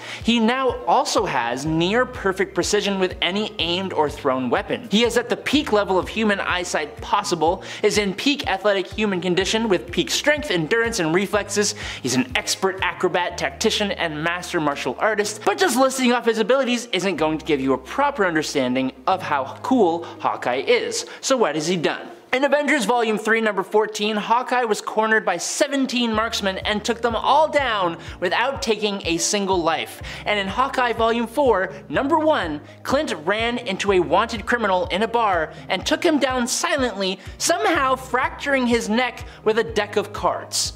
I don't know. Number 8, Tigra. When Greer Nelson first came on the scene, she was just known as the Cat, and was given powers tied to her costume. But that all changed when she became Tigra, or Tigra, however you want to pronounce it. Mutating into a human-tiger hybrid in a ritual that bound her to the, quote, cat people, which while it may be a silly name, was a race of humanoid cats who were created in the Middle Ages, so cat people. Now before you laugh at her for looking silly, just know that in her tiger form, Tigra is granted some useful abilities. Her superhuman strength allows her to lift over 10 tons with her leg muscles, allowing her to perform a standing jump of 12 feet. She can run at speeds of around 70 miles per hour, has superhuman durability, agility, reflexes, and stamina, and as we all know, cats have heightened senses and like to knock things off of wherever you carefully place them. And as far as I know, the former is still the same with Tigra, whose senses are about 10 times that of a human's. Tigra's eyesight can sense the infrared portion of the electromagnetic spectrum, allowing her for night vision. She can more easily detect the movements of an opponent. Her hearing is so strong that she can detect a ball of tissue paper being dropped at a distance of 40 feet, just like every other cat, and her sense of smell is so developed she can selectively sort through odors just to track someone. Number 7, Grim Reaper. This next one we thought we were going to see in WandaVision, but we thought wrong. We thought maybe if it wasn't Mephisto, it's probably Grim Reaper, but we were wrong on both. The Grim Reaper did not show up, but his silhouette did for a hot second, maybe. Eric Williams made his debut back in Avengers issue 52. He's the brother of Simon Williams, aka Wonder Man. He was considered a black sheep of the family, and when he was younger, he accidentally burnt down his house after, you guessed it, being clumsy with chemicals. The usual. So his brother felt responsible for not stopping him or being there for him when watching him. So after that, he began to watch him closely, a little bit too close, because Eric then became rebellious because of the supervision, and then soon he ended up with the Magia in Las Vegas while his brother stayed and took over the family business. So with the business failing, no thanks to Stark being the top dog in innovation, he turns to his brother for some mob help to get things going again. So Simon embezzled money with Eric, but Simon got caught and thrown into the slammer. Went thrown right to jail. So Baron Zemo approached him, asked for help to take out the Avengers, and revenge on Stark was included, so he was like, sure, this sounds like a pretty sweet gig. So then he got turned into Wonder Man, but he ended up saving the Avengers from Zemo's trap. He turned, he went good guy. But his brother, Eric, he heard of Simon's untimely departure, so he got angry and felt tremendous guilt after this. So he contacted the Tinkerer, who gave him a scythe. Then he took on the name of Grim Reaper, and voila, we now have a pretty badass villain. Number 6, Enchantress, aka Amora. She made her first debut in Journey into Mystery issue 103, and she has a love-hate relationship with Thor. And I'm not gonna lie, she's got a pretty sweet gig. She's got multiple mansions throughout the 9 realms, and she can make gold and diamonds with her tears. So even if she gets stood up on prom, she's gonna cry a few diamonds, and then she has more bling for the next date. So it's a win-win. She's really good at seducing people as well, like Scourge, for example. She would seduce him into helping her with her evil plans. But Amora wouldn't follow through with her side of the deal. She would just play hard to get, and she would mess with his mind and his heart. Now in the comics, she was sent by Odin to take out Jane Foster, but when she tried to attack Jane, of course, her love Thor intervened, and that's when she was banished to Earth by Odin. And then her next logical step as a villain is to join the Masters of Evil and get in line for taking down Thor or any of his annoying super teammates. Her tool is seduction, just one kiss, and that's all it takes to make you fall under her control. She doesn't have too much experience with hand-to-hand combat because she doesn't really need it. She just gets other dudes to fight her battles for her. What a boss. Number 5, Kang. This guy we can actually look forward to knowing more about soon, as he's confirmed for the next Ant-Man sequel with actor Jonathan Majors set to play him. But just who is Kang the Conqueror? Why is this a big deal for the Avengers? Well, he made his first appearance in Avengers issue 8 back in 1964, and Kang has seen many, many centuries. His powers allow him to travel through time, and his futuristic suit of armor is built with weapons that can take on beings from any of those timelines. He's super smart and of course travels with armies, with each warrior equipped with the same armor and weaponry, so the fights aren't exactly easy by any means. The time travel stuff also doesn't come without consequence either. See, as Kang travels more and more through time, he creates time-displaced duplicates, and with the cosmic multiversal route that Marvel's going with now in the MCU, and especially with Loki's show, we could probably look forward to some more mind-bending battles. Number 4, Taskmaster. Taskmaster made his first comic book debut in Avengers 195. Anthony Masters is a former S.H.I.E.L.D. agent, of course, who turned into a mercenary and assassin. Although he is one guy, he has this ability where he can copy your every move. So he can replicate your physical skills, he has photographic reflexes, so he can watch Black Widow take down an evil henchman, and bam, he's got it locked into his brain. He knows how to do the same type of combat as well. He's actually the villain of the Black Widow movie, but that has yet to come out due to COVID delays, so the general public doesn't really know how cool this guy is yet. He became a teacher based out of the Taskmaster's Academy to train villains and agents, one of those agents being US agent John Walker, who is currently turning heads for all the wrong reasons in Falcon and the Winter Soldier. Now in the comics, it was actually Taskmaster who taught Walker how to throw Cap's shield so well. In Avengers issue 196, he was able to capture Yellow Jacket, the Wasp, and Ant-Man, and then when the rest of the team showed up, he took them on as well, only being defeated because he could not predict the movements of the robot Jocasta. Otherwise, it's a tough battle, this one for sure. Number 3, Mephisto. While on the topic of characters that we wanted to see in the MCU, I of course gotta talk about the devil himself. He made his first appearance as a serpent in Bible Tales for Young Folk issue 1, but he made his first full appearance as Mephisto in Silver Surfer issue 3. I don't think I have to explain too much about this guy or why he's a threat. I mean, he's Satan. He's the literal devil of the Marvel Universe. He lives comfortably in hell with lesser demons that serve him. The reason we thought we were gonna get Mephisto in WandaVision goes back to something he did in the comics, which was kind of a big deal. The comic was Avengers West Coast Volume 2, issue 52. We find out the truth behind Scarlet Witch's children, Billy and Tommy, who were in WandaVision. Now it turns out the 5 pieces of Pandemonium's soul were actually Mephisto. So Mephisto tricked Pandemonium and gathered beings possessing the appropriate fragments, and 2 of those 5 fragments just happened to be children of the Scarlet Witch and the Vision. So when Pandemonium arrived, he took the kids, which in turn gave Mephisto full strength, and this left Scarlet Witch having a breakdown. Mephisto's awesome. His deals are always crazy. Like after the comic Civil War, when everybody knew Spider-Man's identity, Spider-Man had to make a deal with Mephisto in order to save Aunt May because she got shot because he revealed his name to the public. So he's pretty wild. That's just one of many, many horrible deals. Number 2, MODOK. Making its first appearance in Tales of Suspense issue 93, MODOK was created by Dr. George Tarleton. He had worked with the team recently to create the Cosmic Cube, but the scientist supreme, Lyle Getz, figured the next logical step was figuring out a way to understand the powers inside said cube. So enter Project MODOK. Spelt with a C at the end, not a K, that's important. So MODOK stood for Mental Organism Designed Only for Computing. Sounds like the perfect tool to analyze and probe this cosmic cube. So they grabbed that scientist George that I mentioned and altered him into this big-headed supercomputer. With a brain too big for his body, they had to give him a hover chair, which is referred to as the Doomsday Chair. I mean, he's already a villain. You guys are just kind of making this happen for him. The scientists did not prepare that with great power comes great superiority, so it wasn't long before MODOK overtook his masters, changed that last letter from a C to a K, making his new, more suitable name for the list, MODOK, which stood for Mental Organism Designed Only for Killing. He's the big bad villain in the new Avengers PS4 game, and he's as crazy as it sounds in that game as well. And finally, number 1, Morgan Le Fay. Now, with the Marvel Cinematic Universe leaning into the witch madness for the conclusion of WandaVision, we might actually get to see Morgan Le Fay on the big screen soon enough. She made her first appearance in Black Knight issue 1 back in 1955, and she's been a recurring villain to the Avengers in the comics for a while now. And when the Dark Avengers were formed by Norman Osborn, Morgan was their first enemy to face off against. She's a powerful spellcaster, one of those spells being reality warping by using these Norn stones. So she packs a punch. Elizabeth Hurley actually plays Morgan Le Fay in the show Runaways, and she's great when it comes to these witchy, devilish roles. I mean, she literally played the devil in the movie Bedazzled as well, which is pretty funny. She was made for the role, it seems.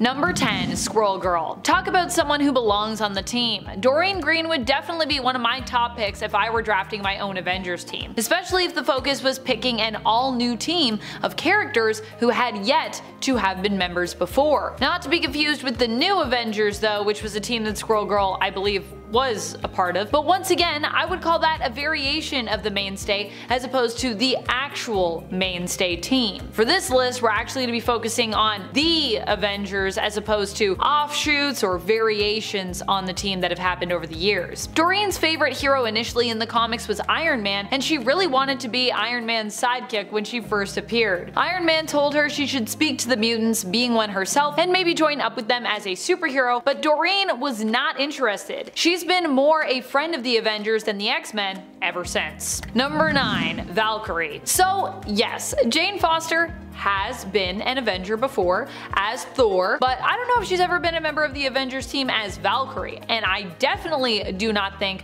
her predecessor Brunhilde has. I miss Brunhilde, by the way. I would really love if we could bring her back in the comics and give her the added hype of adding her to the Avengers main roster. That would be so cool. Asgard is one of the many groups in Marvel where, other than someone like Thor, we don't really see many of the other folks in said group outside of their own element and their own stories. They tend to often get confined to smaller appearances throughout Marvel Comics, or they just end up as supporting characters in Thor. It would be nice to have more range when it comes to the heroes who instantly come to mind when we think of Asgard, and you know, having a prominent Asgardian on the Avengers team like Valkyrie could help with that. Number 8. Silk. We've had so many different spider related heroes from 616 on the Avengers team in the past, and yet somehow we seem to have missed one of the best ones. Silk. I mean, we've even technically had at least one alternate reality spider person on the team with Miles Morales' Spider-Man joining up, and yet Cindy Moon has not received a call from the Avengers yet somehow. I guess maybe it's because she's a newer character, but I personally feel like she's popular enough that she could bring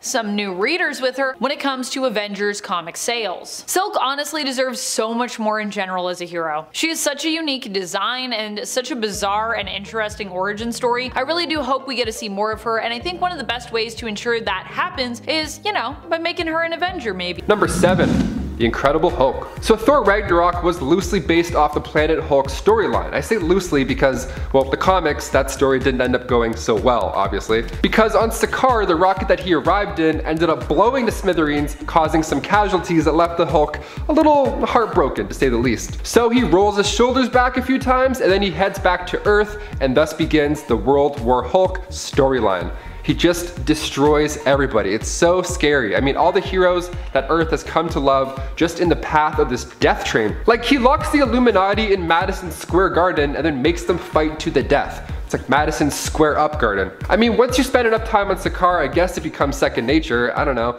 The whole story is a bloody good mess. It's great seeing the panic on the Avengers' faces the entire time because they know that they're screwed, and that's what makes it real and scary. Number 6. Sabretooth. Victor Creed made his debut in Iron Fist issue 14, and he's been known as one of Wolverine's biggest rivals.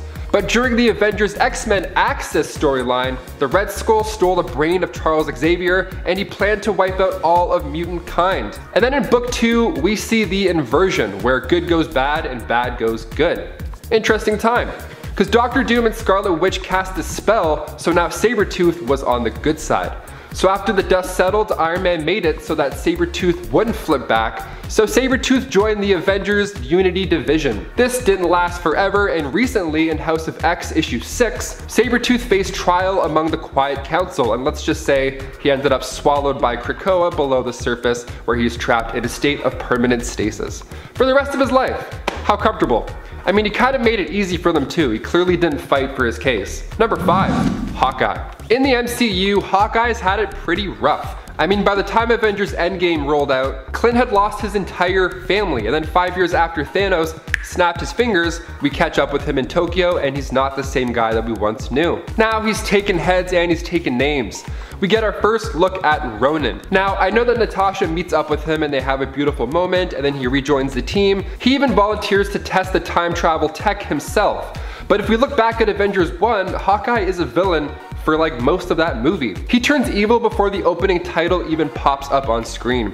He's the guy who took down the helicarrier. He almost killed everybody on that boat. Now I know Loki had a scepter and that caused it, so if we look at Avengers 1 and Avengers Endgame, I think it's safe to meet in the middle and say that the MCU Hawkeye has been somewhat of a Avenger who turned into a villain, at least for a bit. Number 4.